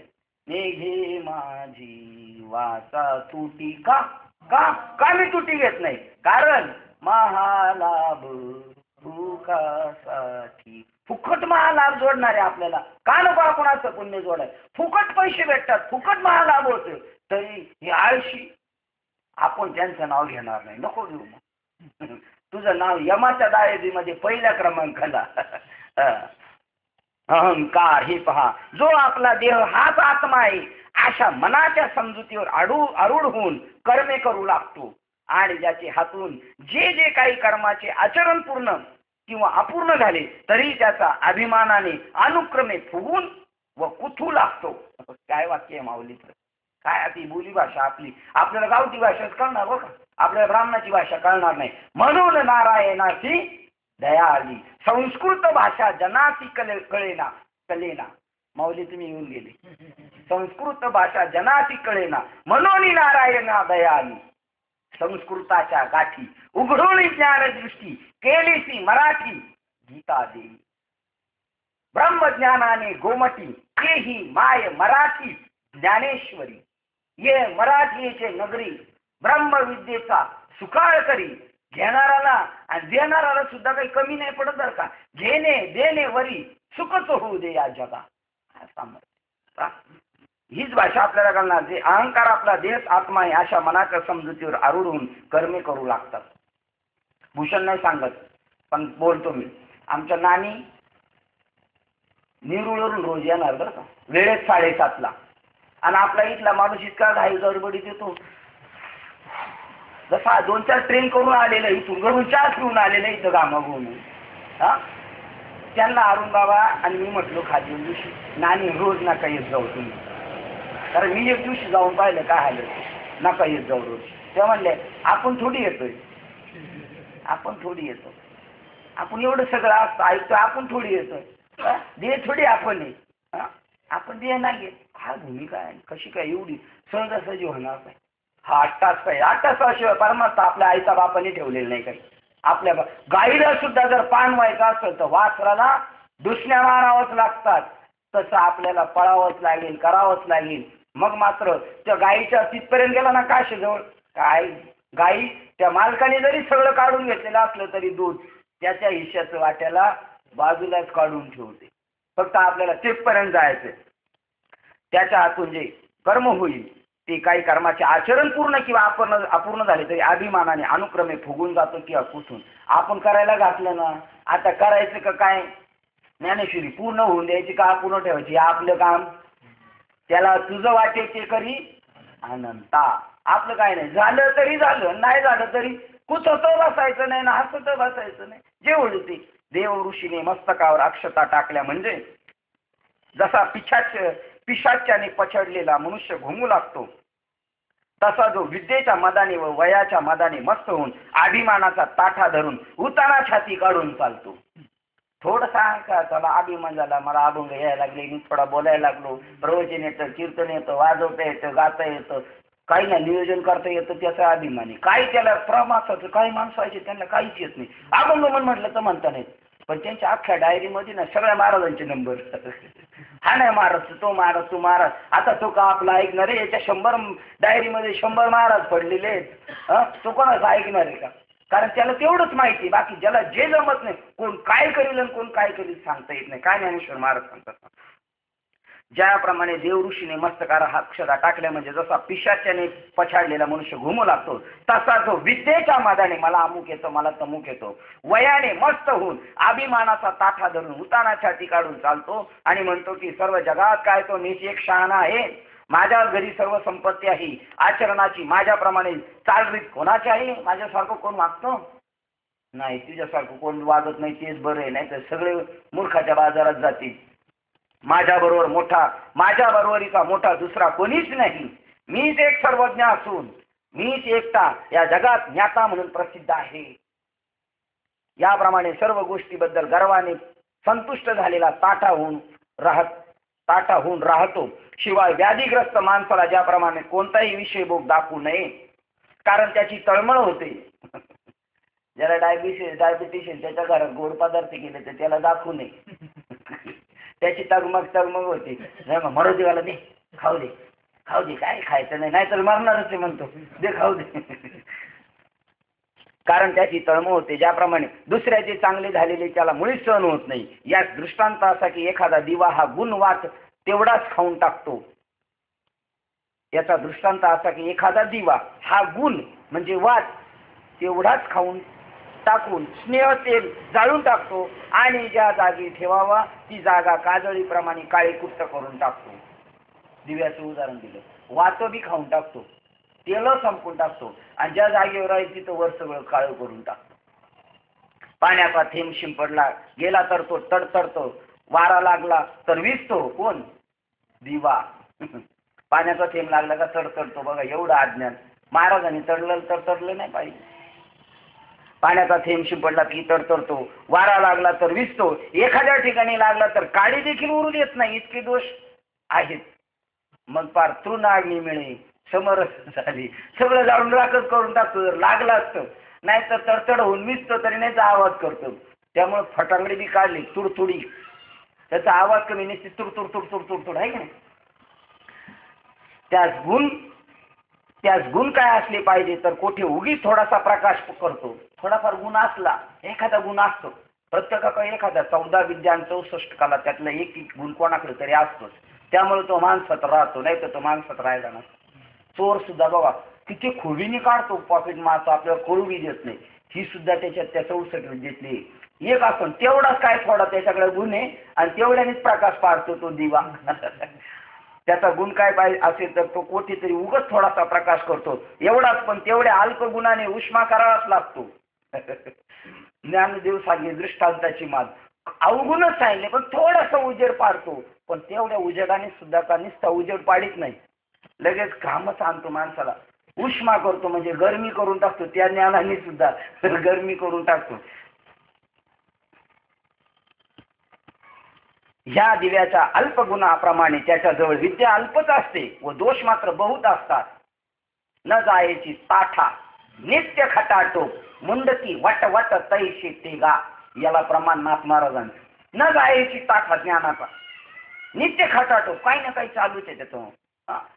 आणि काय काय चालू आहे त्याचं, जसा चिखलातला बेडू टराव टराव टराव, त्याच्या बोलण्याचा काय आशय आहे का. मुंडकी वट वट ते तैसे गा, बेडकाच्या बडबडीप्रमाणे त्याचं बोलणं आहे. ते म्हणतात हाती दीड पान आणि सदा वरतीच मान, मला लई येतं. त्याच्याजवळ विद्या अल्प असते व दोष मात्र बहुत असतात. शिवाय नवजवर झालेल्या रोग्यास दूध हे औषध म्हणून जरी दिले तरी त्याचा ताप विकोपास नेते, किंवा सर्पास दूध पाजले असता ते जसे विष होऊन उलटते. म्हणजे असल्या एखाद्याला जर आपण काही चांगली गोष्ट सांगायला गेलो, दूध पा दूध पवित्र आणि अमृततुल्य दूध, पण याला नवजवर झालं, त्याला दिलं ते अजून तापलं जातं. काय मावलंय म्हणजे दृष्टांत सुद्धा कळला तर माणूस खुद असतंय. औषध जरी दिले तरी त्याचा ताप विकोपास नेते, किंवा सर्पास दूध पाजले असता ते जसे विष होऊन उलटते. त्याप्रमाणे गुणवान मनुष्याविषयी जो मत्सरी असतो, चांगल्या माणसाविषयी त्याला प्रेम नसतं, मत्सर करतो. उत्पत्तीबद्दल जो अहंकार बाळगतो, उत्पत्ती म्हणजे अभ्यास, आपल्या अभ्यासाबद्दल अहंकार बाळगतो. शुद्र तपाचरणाने, बघा इकडं अर्ध तपाच आणि इकडं रणाने, तपाचरणाने व ज्ञानाने ज्याची अंगी अमर्यादा ताठा असतो. थोडस ज्ञान असतं पण ताठा भरपूर असतो. अंत्य झाला राज्यावर बसवले असता तो जसा अभिमानाने फुकतो, अथवा अजगराने खांब गिळल्यावर तो जसा ताटतो, तसा त्याच्या अंगी गर्वाचा ताठा भरलेला आहे असे तू पाहशील. आणि जो लाटण्याप्रमाणे केव्हाही लवत नाही. म्हणून आपली लोक काय म्हणते, लाटण्या ग बस. लाटण्याप्रमाणे केव्हाही तो लवत नाही आणि दगडाप्रमाणे ज्याला कधीच पाजर फुटत नाही. अहो रडा ना आपण त्यांच्या जवळ, अहो असं नाही आपण रडा, पण त्याला काय पाजर फुटणार नाही. आणि खुर्ची चावले म्हणजे जसे मांत्रिकाच्या मंत्राने उतरत तसा अहंकारी माणूस असतो. त्याला कितीही सांगितलं त्याच्यावर परिणाम पडत नाही. आणि ते झाला गादीवर बसेल. कारण काय त्याचा स्वभाव पहिल्यापासून तसा असतो. त्यामुळे त्या स्वभावाला काय औषध नाही. एकदा काय झालं, एका गावामध्ये राजा नव्हता. राजा संपला. आता राजावर कोणा बसायचं गादीवर, म्हणून हत्तीच्याकडे दिला हार आणि हत्तीच्या सगळ्यात घालीन त्याला बसवायचं कशावर, गादीवर. हत्तीने जाऊन कोणाला हार घातला, संभाराला. आता काय पर्यायच नाही. संभार गादीवर बसला. राजेसाहेब बसले संभारहून आणि दुसऱ्या दिवशी शिपाई आले घेऊन, राजेसाहेब याने चोरी केलेली आहे, याला काय शिक्षा द्यायची, याने चोरी केली, ए काढ रे माझी राखी कुठे ती बघू दे. आता त्यांनी काय म्हणलं पाहिजे, राजा म्हणलं माझी तलवार कुठे, ते थांब रे माझी राखी कुठे बघू दे. कारण त्याच्या डोक्यात येऊन जाऊन काय ते राखीन कातडीचे, तसं याच्या जीवात येऊन जाऊन कधी अहंकार असेल. त्यामुळे त्याचं ते गुण तिथे गेल्यानंतर उपाळून परत बाहेर येतात. फार काय सांगावे. जशी ज्याची स्थिती असते त्याच्याजवळ अज्ञान वाढीस लागले आहे ते तुला माहीत ते तुला आम्ही निश्चयाने निक्षून सांगतो. जन्मांदर्शन हे पहा धनंजया, जो आपले घरदार संपत्ती देहादिक सामुग्रीमुळे त्यात मग्न झाल्याने व आपल्या प्राकृत जन्माविषयी व भावी जन्माविषयी काही सुद्धा विचार करत नाही. मिळालेल्या घरदारामध्ये खुश, आपलं ठीक आहे, आपलं ठीक आहे, आपलं ठीक आहे. प्राकृत जन्म आत्ताचा आणि भावी जन्म पुढील जन्माबद्दल काहीच विचार करत नाही. असा तर कृतज्ञावर उपकार केला, कसा तर कृतज्ञावर उपकार केला असतात ते जसे तो विसरतो तसा, अथवा चोरास व्यापाराकरता भांडवल दिले असता किंवा निर्लज्ज कोडग्या मनुष्याची स्तुती केली असता जशी तो ती विसरतो तसे, किंवा द्वाड ओढाळ कुत्र्याचे कान आणि शेपूट कापून त्यास घरातून बाहेर हाकलून लावली तरी ते कुत्रे रक्ताने कान व शेपूट ओले असताना जसे पुन्हा ते विसरून त्याच घरात खोडी करण्यास शिरते. बेडूक सापाच्या तोंडात. या शरीरात काय आपल्याला, या संसारात काय वेळेला देव मुद्दाम आपल्यावर संकट आणतो. कशासाठी? आपल्याला शहाणपणे यावं म्हणून, आपण या संसारामध्ये रंगून जाऊ नये म्हणून. कुंतीने काय मागितलं होतं देवाकडं? आपण काय मागतो? पोराला बी शिकवतोय, म्हण देवाला, म्हण बाप्पा माझं कल्याण कर, राज्याचं कल्याण. याच्या बापाचंच कल्याण केलं नाही तर याचं काय करणार आहे कल्याण अगोदर? हा, अरे दुःखामध्ये काय आठवतो? देव आठवतो. आणि सुखामध्ये देव आठवतो. सुखात देव करतो तो. आता आमचे भाऊ बी भरपूर चांगले मोठमोठ्या कंपनीची गाडी घरी न्यायला येते. तो म्हणतो मी बी करतो ना संकष्टीचा निरंकार उपास करतो आणि आरतीला अगरबत्ती लावल्याशिवाय उपास सोडत नाही. त्याच्याशी काय याचा संबंध आहे का? तू कशाला धर्म समजू नको. दुसऱ्या अध्यायात सांगितलं ते व्रत कैवल्य अगरबत्त्या नाशा किती जाळल्या, अगरबत्त्याप्रमाणे तू जाळला पाहिजे खरा. आणि वास्तव बरं का, अगरबत्ती स्वतः जळून जाते, देवाच्या चरणावर समर्पण होऊन आणि सुगंध देऊन जगाला जाते. तू का म्हणे एका किंवा चंदना परी जावे अंतरी सज्जन. ही अगरबत्ती हे शिकवते स्वतः संपायचं देवाच्या कार्यासाठी. आणि जाता जाता लोकांना काय देऊन जायचा? सुगंध देऊन जायचा. बेडूक सापाच्या तोंडात सापडून सगळा गिळत जात असता तो कौतुकाने देखील माशांचे समुदाय गिळण्याची इच्छा धरतो, परंतु आपली स्थिती काय होता याची आठवण नसते. बेडकाचं उदाहरण दिलं. ते बेडूक म्हणजे कोण? हे संसारातले आपणच. अर्ध आयुष्य गेलं तरी सापाने आपल्याला गिळले तरी पुढे माशा पकडत राहिलेले आपण. त्याप्रमाणे अंगात युद्ध भरून मलाने नाक तोंडाने नवद्वारे वाहत पाझरत असताही त्याच्या मनात आपली जशी स्थिती झाल्यामुळे जन्मामुळे प्राप्त झाली ती गोष्ट त्याच्या अंतःकरणात मुळीच चलत नाही. मारायला टेकलेले आहे, फार नाक मुख गळू लागले, पण तरी सुद्धा उपरती बुद्धी येत नाही. किती कर्म बॅड असेल बरं त्या माणसाचं. तुम्हाला सांगतो, तरुण मुलांनी माळ घालू द्या साधूकडून, आणि जाता जाता 2 दिवस अगोदरच फक्त माळ घालू द्या म्हाताऱ्याने. दोघांना फायदा सारखा का कमी जास्त डोबळे नाना. साधूकून माळ बर का, नामांकित महाराजांकडून नाही. साधूकून माळ घालू द्या. पाळण्यात माळ घातली बाबांनी मला, आणि एक म्हणला जायच्या अगोदर 2च दिवस माळ घातली मला. फायदा दोघांना सारखा का कमी जास्त? सारखाच फायदा. हो, कारण त्यालाही मोक्ष, यालाही मोक्ष, यालाही साक्षात्कार, त्याला साक्षात्कार. साधूची भेटे अर्धक्षण घडतात संत संगती, ते दे होय तुटी महत्पापा. साधूची 1 तास उरला खटवांग रायाशी. खटवांग म्हणजे खट्याळ होतं, नाठाळ होतं, पण त्याचं सुद्धा कल्याण झालं. ही साधूची पावर आहे. आपली भेट साधूशी झाली पाहिजे. संधी साधूशी होऊन काय उपयोगाची नाही. वाल्मिक ऋषीचे वाल्या खोळ्याचा वाल्मिक ऋषी झाला. पण त्याला बराच काळ मिळाला. पण मिळलेल्या माणसाला सुद्धा जाता जाता जरी म्हटला, उद्धवा लाधला कृष्ण जाता जाता, जाता नाही बरं का हरिपाठातलं वाक्य, जाता जाता सत्वर उच्चार प्रल्हादी बिंबला. आईच्या पोटात असताना प्रल्हादाला बोध झाला. आणि उद्धवा लाधला कृष्ण जाता जाता आईच्या गर्भाशयरूपी गुहेमध्ये विष्ठेच्या थरात घालून 9 महिनेपर्यंत जो उकडला गेला, तिच्या गर्भातील झालेली यातना किंवा उदरातून बाहेर निघते समय झालेले दुःख ते काहीच तो मुळीच आठवत नाही. मांडीवर घेतलेले मूल मलमूत्राच्या चिखलात लोळत असताना पाहून जो चिळच घेत नाही व ज्यास कंटाळा त्रासही उत्पन्न होत नाही, मागचा जन्म नुकताच संपला नाही काय, हल्लीच्या जन्मात आपण आहो, लगलीच उद्या दुसरा जन्म मिळणार, याविषयी त्याच्या मनात काहीच विचार उत्पन्न होत नाही. मृत्यूदर्शनम आणि त्याचप्रमाणे आपले तारुण्याच्या भरात पुढे येणाऱ्या मृत्यूबद्दल जो काहीच काळजी बाळगीत नाही, आपल्या जीवितावरची अजर अमर आहे असा पूर्ण विश्वास असतो. म्हणून या जगात मृत्यू म्हणून कोणी एक आहे, तो आपणास मारी याबद्दल ज्याच्या मनात कधीही बिलकुल विचार येत नसतो. स्मशानात गेलेली म्हणतात लई चांगला होता, गेला बिचारा, काय घेऊन बसले लोकांचं. हे लोकांना समजत असतं ते मेलं, पण आपण मरणारे असं कळत नाही त्याला. तो म्हणतो आपण वाचले, ते बिचारा गेलं चांगलं होतं. हा अमर आहे का? बरं रडणारे सुद्धा, तो मेलाय मग आता तो मेला कुठे गेला काही चौकशी करावं ना. कुठे गेले व आपले आजोबा पंजोबा, जमीन जुमला सगळं घरदार ठेवून गेले आपल्याला, पण ते कुठे गेले तपास केला का नाही आपण? कुठे गेले ते? मसनात गेले म्हणतात. मसनात शरीर गेलं, कुठे गेले ते? 84 लक्षवेणीला गेले का? नको का त्यांचा तपास करायला? त्यांनी घरदार जमीन जुमला नाव दिलं या जगामध्ये आपल्याला, त्यांचं नको आपल्याकडून काही सोडवणूक करायला? त्यांचा विचार केला तर मग आपला विचार आपल्याला कळेल. त्यांचं पाहिलं सातबारा ते कुठे गेले म्हणलं आपण म्हणून आपण आता त्या वाटेनं जायचं. पण आपलं तेच चाललंय, आजा मेला पंजा मेला बाप मसना गेला आणि पोरगण नातू तीच करता करता तोही तैसाच झाला. आपल्या जीवितावर आज डक्की आटणार नाही अशा समजुतीने जसा त्या थोड्या पाण्यातील मासा मोठ्या खोलगव्हात जातच नाही. काय उदाहरण आहे आपलं, हे आपल्याला सांगितलं. डबका आटणार नाही अशा समजुतीवर आहे, म्हणजे आपण संपणार नाही अशा समजुतीने, डबका आटणार नाही अशा समजुतीने खोलगव्हातल्या पाण्यात मासा जात नाही.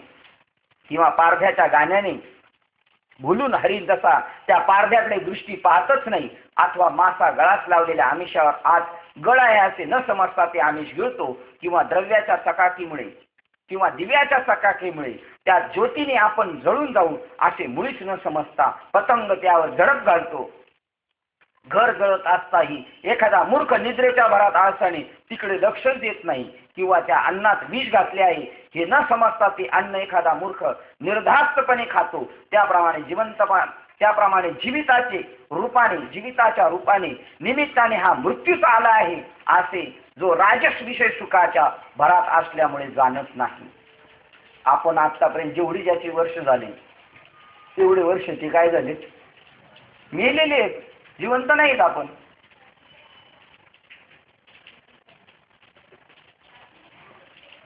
ज्याला 40 वर्ष झाले तो 40 वर्ष काय झाला, संपलेले आहे. आता काय 80 पर्यंत नाही जात माणसं, 70, 60, 65. आणि अटॅक आला तर आता उद्या जर रात्रीचं झोपला तर सकाळी उद्या उठायचं नाही. पण मिजाज झाली तर लय चाललेली आहे, लय रुबाब. सकाळी तुला कोण उचलून नेणार? आम्हीच नेणार. आता लय आकड बुकाम. का हो डोके बाबा, जूता पॉलिश करेगा. पुढं काय, जूता पॉलिश करेगा, जूता पॉलिश करेगा मगर आकड नाही छोडेगा. बघा असं वाक्य, जूता पॉलिश करेगा. पिक्चर पाहिलेलेच नाही तुम्ही, तुमचा तरी काय दोष.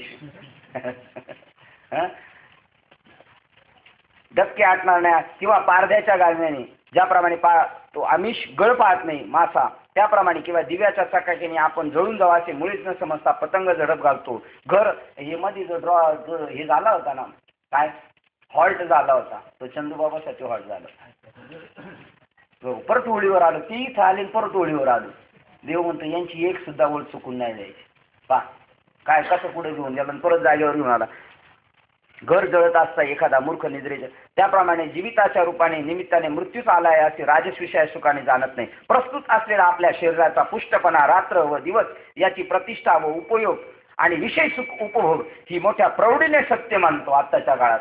परंतु तो बिचारा असे समजत नाही की वेशेचे एखाद्या स्तन मन सर्वस्व अर्पण करणे तेच तिचे करणे वरकांती असून त्यास खरोखर साक्षात लुटण्याचाच बुचाडण्याचाच तो मार्ग आहे. किंवा वाटेने जाताना सोबतीस संभावित चोराची गाठ पडली तर त्याने आपल्यास दाखवलेली वरकांती मैत्री म्हणजे ती खरोखर मैत्री नसून रानात गेल्यावर आपला प्राण घेणेच होय. व मातीच्या चित्रास स्नान वगैरे घालून पूजन करणे म्हणजे त्या चित्राचा नाश करणे होय. पंडुरोगाच्या मनुष्याचे शरीर लठ्ठ झाले आहे म्हणजे तो वास्तविक सशक्त नसून त्यातच त्याचे आयुष्य संपले असे समजावे. त्याप्रमाणे तो आहार खाणे व निद्रा यात गर्क होऊन त्या विषय उपभोगा समृद्धीपासून आपला खरोखर नाश आहे असे त्यात समजत नाही. काय मिळाले? आता जे विषय उपभोग समृद्धीपासून आता जे विषय भोग मिळतो, जी समृद्धी आहे त्याच्यामध्ये आपला काय किती उदाहरणं दिली पहा. त्याच्यामध्ये चोराशी मैत्री झाली, काय उपयोगाची? तो लुटून नेणार. किंवा अजून जाताना काय सांगितलं त्यांनी, पंडुरोगाने मध्ये एक असं औषध निघालं होतं, खाल्लं का माणूस महिन्यात जाड व्हायचा. 4 भाकरी खायचा, एक माणूस खाणारा 4 भाकरी खायचा. पण औषधं खाल्ली खायची बंद केली का परत वसरून जायचा. ती सुजीचं औषध होतं. तसं एखादा माणूस जर सुजून आला आणि आपण म्हणलो काय तब्येत बनवली महाराज, कान पडत नाही मारायचं का आपल्या? तसं आज जे आपण ज्या वैभवामध्ये आहोत, सुख उपभोगात आहोत, ते आपलं त्या पंडुरोगाच्या सुजीप्रमाणेचे सशक्त नाहीत. उलट आपण कसे आहोत ते फुगणं म्हणजे अशक्तपणाचं लक्षण आहे. पहा उदाहरण काय महत्वाचं दिलं. आमच्या गावाला जत्रेला बकरे कापतात आणि ते बकरी कापायच्या आदल्या दिवशी त्याला शिळ्या भाकरीचे कोरके वगैरे देतात. त्याला चारा नाही मग भाकरी देतात. पण गेल्या वर्षी ह्याच वेळेला हरिओमनी मला सांगितलं होतं, कुर्बानी अल्लाह को प्यारी ही कुर्बानी. ती काय नुसते शिळ्या भाकरीचे कोरके नाही, बदाम पिस्ते देतात बकऱ्याला मारायचं असलं का. आपल्याला का बदाम पिस्ते महाराजांना सांगितलं, कोणी गायकवाड सांगितलं का मोठे महाराज आले का बदाम पिस्ते देतात. समजायचं अल्लाह को प्यारी है कुर्बानी. राजा आता बाबाला कापायलाच खायले नाही समजायचं. सगळी यथोमास सेवा व्हायला लागली का आपली, का आपण निघायचं वाट पाहायची असते. पहा ज्ञानेश्वर महाराजांना सगळ्यांनी मान्यता दिल्यानंतर म्हणले आता नाही राहायचं, आता तर फॅसिलिटी मिळायची टाइम झाला, आता निघून जायचं. फॅसिलिटी मिळायला लागली का महाराज निघून जातात आणि आपले महाराज फॅसिलिटी मिळायला लागले का स्थिर स्थावर होतात. आता असं वाटतं इथंच कुठंतरी घर करून राहावं का. त्याच्यातलं एक बावडट असतं ते, बाबा घ्या ना आमच्या घराच्या बाजूला जागा आहे ते घ्या. का बाबांनी याला लुटायला सुरुवात केली समजायची. पहा काय वाक्य उदाहरण. सुळी देण्याकरता नेत असलेल्या मनुष्य समोर सूळ पाहिल्यावर त्याकडे जलद पावलाने धावत जाऊ लागला म्हणजे तो आपल्या प्रत्येक पावला जसा मृत्यूजवळ करतो त्याप्रमाणे देह जसा जसा वाढेल, आयुष्य दिवस जसजसा वृद्धिगत होतील व जो ज्या विषय अनुकूलतेमुळे त्या सुखात निमग्न होईल तो मरण आयुष्यात जिंकील असे केल्यासारखे होईल. आणि मीठ ज्याप्रमाणे पाण्याने घासल्यावर हळूहळू विरघळत असते त्याप्रमाणे जो आयुष्याचे दिवस कमी होत जातील तो काळाने उजाडले म्हणजे तो मृत्यूजवळ येतो व तो आपल्या हातोहात घेऊन जाईल. हे ज्याला समजत नाही फार काय सांगायचं अर्जुना. आयुष्याच्या वृद्धीपासून आपला मृत्यू नित्य नवा दररोज जवळ जवळ येत आहे हे जो विषयाच्या बोलीने जाणतच नाही. जवळ आलेले आहे मृत्यूच्या दारात असं अजून वाटतच नाही आपल्याला. तो हे महाबाहो अर्जुना अज्ञानरूपी देशाचा राजाचा आहे असे समज. या म्हणण्यात निम्नता व अन्यथा असे काहीच नाही. जरा या अदर्शनम ज्याप्रमाणे जो जगण्याच्या भरात संतोष मानून पुढे येणाऱ्या मृत्यूबद्दल विचार करीत नाही त्याचप्रमाणे तारुण्याच्या संतोषाच्या भरात पुढे येणाऱ्या म्हातारपणाबद्दल बेपर्वा असतो. डोंगराच्या कड्यावरून लोटलेला गाडा किंवा पर्वताच्या शिखरावरून सुटलेला धोंडा त्या उभयाला ज्याप्रमाणे आपल्या पुढे काही परिणाम होईल हे माहीत नसते त्याप्रमाणे जो आपल्यास वार्धक्य येऊन आपली काय स्थिती होईल याकडे मुळीच लक्ष देत नाही. किंवा आडरानातील ओढ्यास पाण्याचा लोंढा आल्यावर त्यातून पलीकडे जाता येत नाही इतक्या जोराने तो वाहतो किंवा रेड्याची टक्कर लागल्यामुळे ते उन्मत्त होऊन दुसऱ्या जवळ येऊ देत नाही. अथवा रेड्याची टक्कर लागल्यावर ते उन्मत्त होऊन दुसऱ्या जवळ येऊ देत नाही, त्याप्रमाणे ज्याच्या अंगावर तारुण्याची भुरळ धुंदी चढलेली असते, शरीर संपत्ती 64 कर्मी होते, अंगावरील तेज लोपू पाहू लागते व डोके कापरे सुटल्याने माने बरोबर हलू लागते, दाढी पांढरी होते, मान नाही नाही म्हणण्याप्रमाणे निवारण्याची खून करीत उगीच हालते, अशी स्थिती झाली असता जो आशा व प्रिय वस्तूचा पसारा वाढवतो. नको नको म्हणते, मान म्हणते आता बाद झालं, आता बाद जे केलं ते बाद झालं, पण हा म्हणतो नाही करायचं अजून नाही नाही करायचं अजून, मध्ये मध्ये एक बॅक मारून येतो परत. आंधळ्याला ज्याप्रमाणे पुढे दाढी पांढरी झाली, दाढी पांढरी करतील, केस पांढरे करतील, मिशी सुद्धा मी कळलं तुम्हाला काहीच नाही. मी जेव्हा टेन्शन मध्ये आलो तेव्हा तुम्ही बघायला लागले असं तुम्हाला वाटतं. असं मला सांगायचं, जाऊ द्या, सांगायची गरज नाही, सगळं क्लिक झालं, फटाफट क्लिक झालं प्रत्येकाला. आता काहीच बोलायचं नाही, तेरी बिजूक मेरी बिजूक सगळ्यांना माहिती आहे. सबकी उसकी काय, सबकी उसकी टेक काय, जिसकी उसकी टेक और सबकी निशानी, तुम भी और हम भी सब वैसे ही है. आंधळ्याला ज्याप्रमाणे पुढे असलेला खांब वगैरे पदार्थ उरावर आदळेपर्यंत समजत नाही, त्याला आंधळे म्हणतात. काकड्यामधले हे आंधळे, त्याला खांब जोपर्यंत लागत नाही, धडकत नाही, तोपर्यंत तो थांबतच नाही. किंवा डोळ्याजवळी पदार्थ दुसऱ्याने तोंडात घातले असता जो आळशी संतोष पावतो, परंतु आपण खटपट करीत नाही. तुम्हाला माहिती ना दृष्टांत, अरुण बाबा माहिती, पण ती पहिली म्हणतात नाही. तुम्हाला नाही माहिती ना शिनलकर, तुम्हाला नसेल माहिती, तुम्हाला सांगतो. आळशी माणसं बोराच्या झाडाखाली झोपले, बोराच्या. हा हा ते विमान आलं ना तेवढ्या टायमात, जांभळाच्या जांभळाचा तो दृष्टांत वेगळाच आहे, ठीक आहे ना. बरं ठीक आहे, आता जांभूळ घेऊ. अरुण बाबांनी सांगितलं काय, जांभळाच्या झाडाखाली पडले, एकाची पाटलाची मिशी होती, आणि त्या पाटलाच्या तिथं जांभूळ पडलं आणि त्या मिशीत अडकलं, आणि दोघं निवारायला पडले. दुपारी जसे शामराव आपण झोपतो ना तसे. तर ते जाताना त्या मिशीवाला पाटील त्याला म्हणतो, हे थोडंशी येऊन ढकल रे. कोणला? जांभळाला, म्हणजे आज जाईल. तो म्हणला मी नाही ढकलणार. आणि मग तिथून सैनिक चालला होता, शिवाजी महाराजांचा सैनिक चालला होता. म्हणला हो, याला मी मगाचपासून सांगतोय पण हा नाही ढकलीत, जरा तुम्ही ढकला. म्हणले का? म्हणला ही जांभूळ. पहिलं तो उठला आणि एक त्याला चाबूक मारला. म्हणला आळशी. म्हणला बरं झालं याला मारलं. दुसरा म्हणलं का? अहो म्हणला तो म्हणला मला जांभूळ ढकलीत नव्हता, पण मला काय, तुला काय झालं? म्हणला याला मारलं तुला का आनंद झाला? म्हणला मगाशी मी याला म्हटलं होतं, मी झोपलो होतो, मला झोप लागली, तिकडून कुत्रं आलं, माझ्या तोंडात सू करीत होतो, मी याला म्हणत होतो उठ आणि त्याला हात म्हण, तरी हा उठला नाही. साहेब अजून याला एक फटका मारा. बघा गाठ पडली. ही असली बावळट, दोन्ही एकत्र असली मैत्र, आणि गेले याच्या प्रमाणे. हे गेले कुठून कुठे गेलो आपण. अरुण बाबा म्हणतात असं काहीतरी सांगायचं जरा, म्हणजे जरा झोप उडती आहे का, जरा तरतरी ती माणसाला आहे की नाही. आंधळ्याला ज्याप्रमाणे पुढे असलेला खांब वगैरे पदार्थ उरावर आदळेपर्यंत समजत नाही, किंवा डोळ्याजवळील पदार्थ दुसऱ्याने तोंडात घातले असता जो आळशी संतोष पावतो, परंतु आपण खटपट करीत नाही, त्याप्रमाणे आजच्या तारुण्याचा उपभोग घेत असता उद्याच्या पुढे येणाऱ्या म्हातारपणाबद्दल जो विचार करीत नाही, तो केवळ अज्ञान रूपच होय. व्याधी दर्शनम, तारुण्याच्या भरात कोणी आंधळ्याकडे अगर कुबड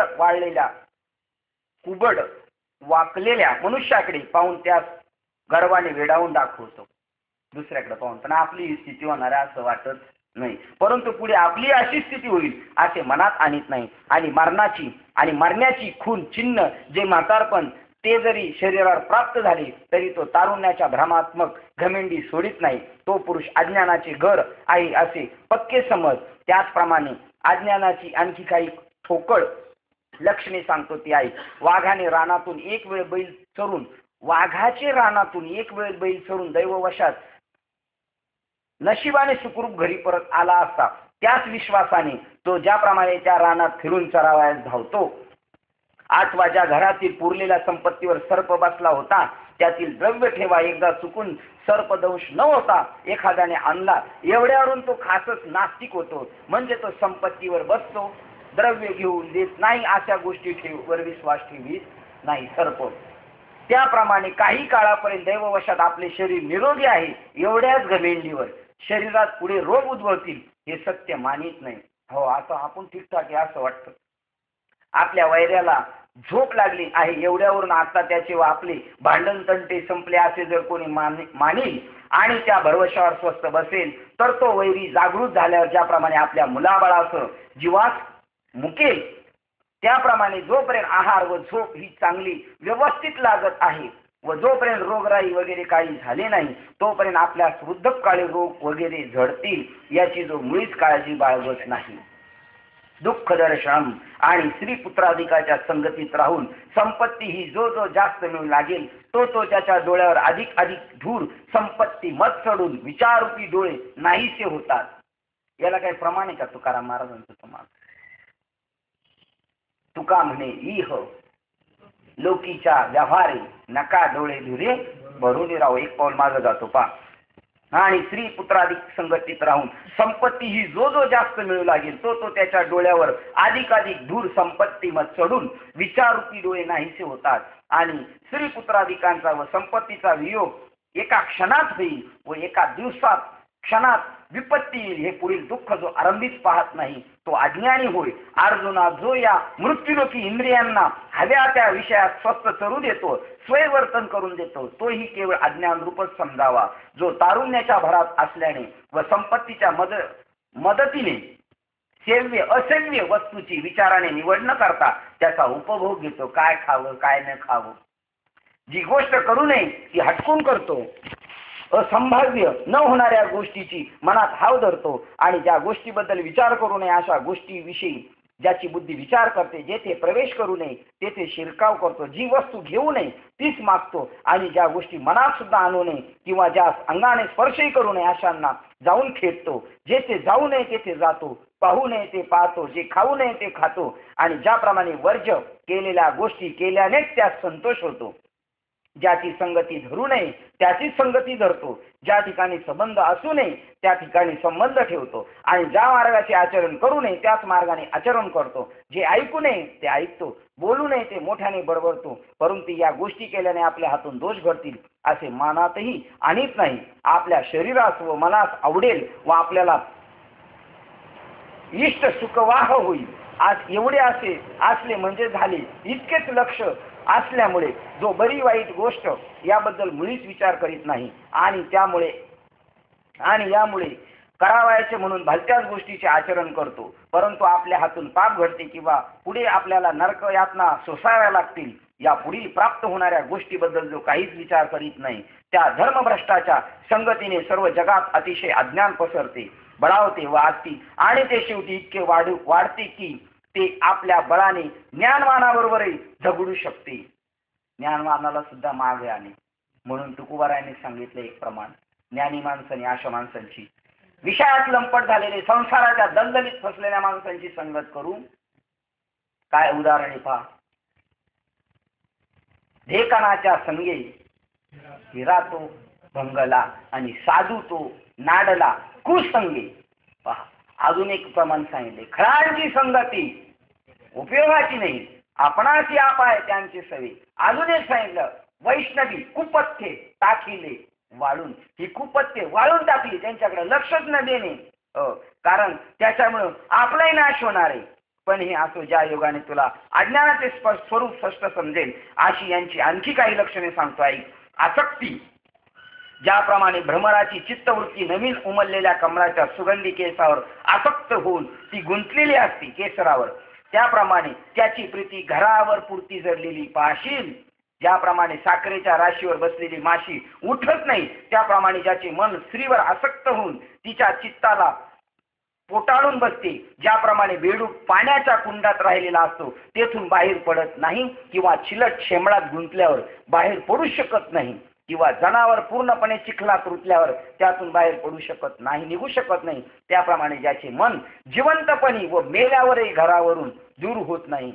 पहा, एक तरी ओवी, जिवंतपणी तर झालंच, पण मेल्यावर सुद्धा माणसं येतील परत. पण मेल्यावर परत आल्यावर घरातली माणसं घेतील का? ते म्हणतील याचा बंदोबस्त करा बुवा, देव ऋषीकडे जायला पाहिजे, आमचा माणूस आता रावराव घरी यायला लागलाय परत. याचा बंदोबस्त केला पाहिजे. आणि बंदोबस्त कोणत्या पैशाने करणार?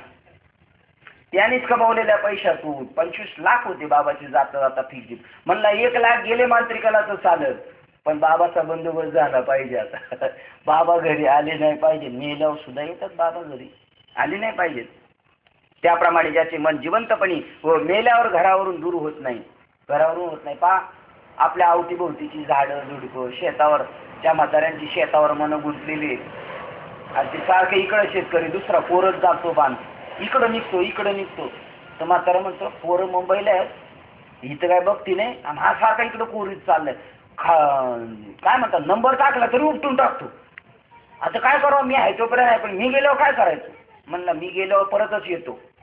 आणि बांधावर झाड होऊन येतं मोठं, येड्या बाबळीचं झाड.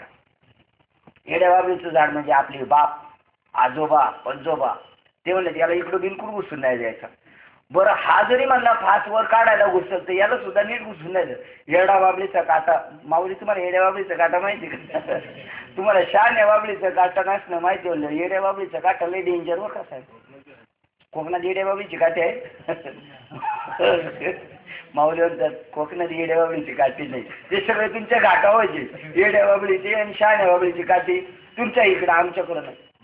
आणि बाप ईडीन गोडी आहे काय?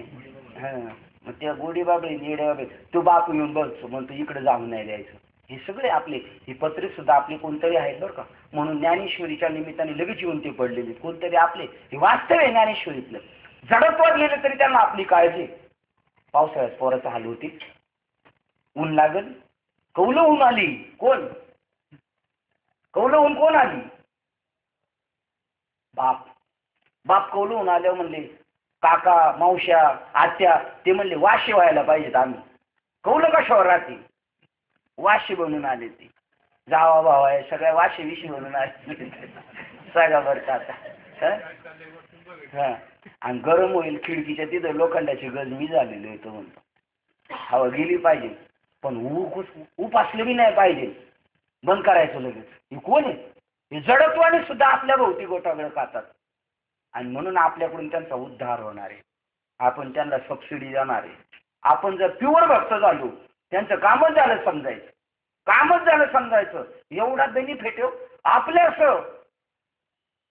कुळी कन्या पुत्र जे होती, किंवा मातृ पितृ भात्र सगोत्र अपार चतुर्भुज नर होऊन केले. एवढं ताकद ज्ञानेश्वर महाराजांनी आपल्याला देऊन गेलेले. पण ते वस्तू आपल्या नावावर सातबारा आलाच नाही. मध्येच कोणी ते पाटलांनी लांबवला माल. पूर्वी पाटील असेच करायचे. कोणाचं असलं का लगेच पोरं मुंबईला इकडंच अर्धी जमीन इकडंच लाटून टाकायचे. तसे हे जे पाटील आहेत ना भक्ती क्षेत्रातले पाटील, जळगावचे पाटील आहे की नाही, उस्मानाबादचे पाटील, हे सगळे या पाटलांनीच लांबून टाकलेला आहे खरा माल, आपल्या हातालाच लागून नाही दिलेला. त्याप्रमाणे ज्याचे मन जिवंतपणी व मेल्यावर घरावरून दूर होत नाही, जो मरणानंतरही आपल्या बखळीत साठवून राहतो. पहा मी तुम्हाला सांगतो, आतापर्यंत मी असंच सांगत होतो 25 लाख रुपयाचं सर्टिफिकेट मी कबुली जाऊन देतो. पण मी म्हणतो ना, आपण जे बोलू ते वाक्य याच्यात निघणार 101%. मी आतापर्यंत 5 कीर्तनात सांगितलं 25 लाख रुपयाचं सर्टिफिकेट बापांनी कपाटात लपून ठेवलेले, पोरांच्या हाती नको लागाय कारण उधळून टाकतील म्हणून. पण सांगता मारायच्या वेळेला वासात गेली नाही म्हणून म्हातारा विसरलं सांगायचं. म्हाताऱ्याला वाटलं आता काय करावं, पोरग तो उपास मारी दिवस काढते, त्याला सांगावं. म्हातारा सापाची विणीत गेले आणि ती कपाटाकच चालली. संध्याकाळी बरोबर कामावरून आलं रानातून आणि त्या टायमाला ते कपाटाक निघालंय. कोण? साप का बाप? बाप. तो निघालाय, काय सांगायला चाललाय पोराला? 25 लाखाचं सर्टिफिकेट कपाटामध्ये ठेवले. पोरग म्हणते, सुन म्हणती ते बघा आलं. कोण आलाय? तुमचा बाबा आलाय. आलं ते सासरा आलाय म्हणजे तो जाणतो घेऊन येतो, हे ठेवशितो. ती म्हणते परत बघ, हालून बघ हलतंय का, हलतंय का बघ. कोण? नाही आता पार आता मेलेला सापावर झपाट्या टाकून आणि त्याच्या तोंडात पैसा टाका. साप जाळताना का पैसा टाकीत असतील त्याच्या तोंडात? हे धनावर येतंय ना, जा रुपये घेऊन जा, 2 रुपये घेऊन जा, परत येऊ. काय सांगितलेलं पा, काय वाक्य. आतापर्यंत मी मोगम सांगत होतो, पण मी सांगतच नव्हतो खरं म्हणजे. ते कोण सांगत होतं राम जाणे, पण येत होतं माझ्या मुखातून. ते काय वाक्य बघा, ज्याप्रमाणे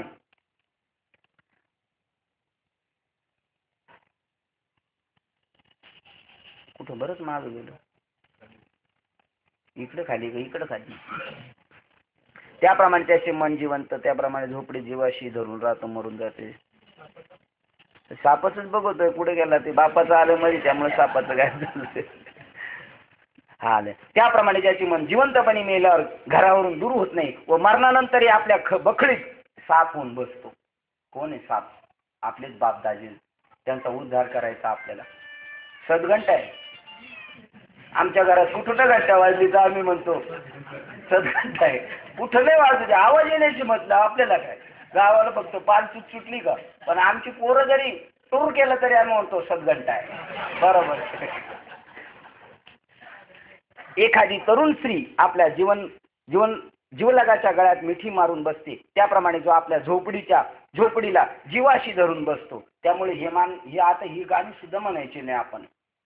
या झोपडीत माझ्या, हे सुद्धा झोपडीत येईल परत, झोपडीत वॉचमॅन म्हणून येईल परत, आहे का नाही.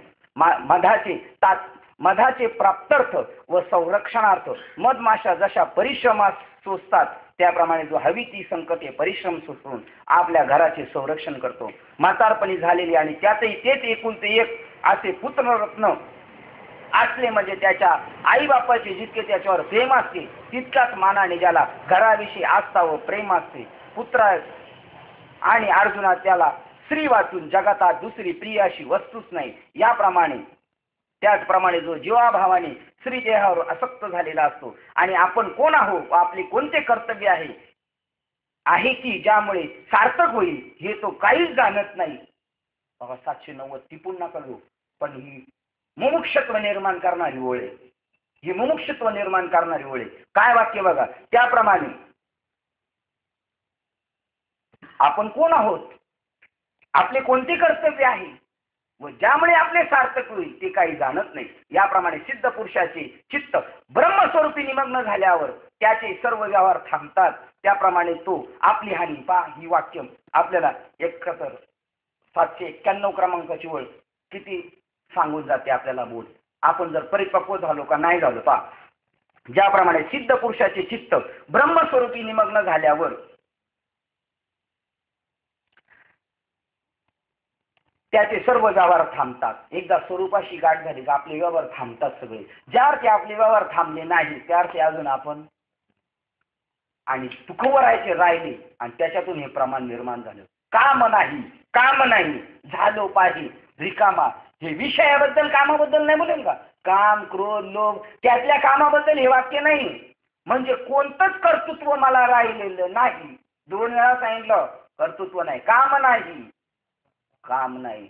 माझं काही काम राहिलेलं नाही. आता तुम्हाला काय करायचं तर संसार करा, माझं काही काम राहिलेलं नाही. अजून आपली काम आहेत. उद्या सकाळी उठवणार आपल्याला, उठा जायचं नाही का काम, उठा.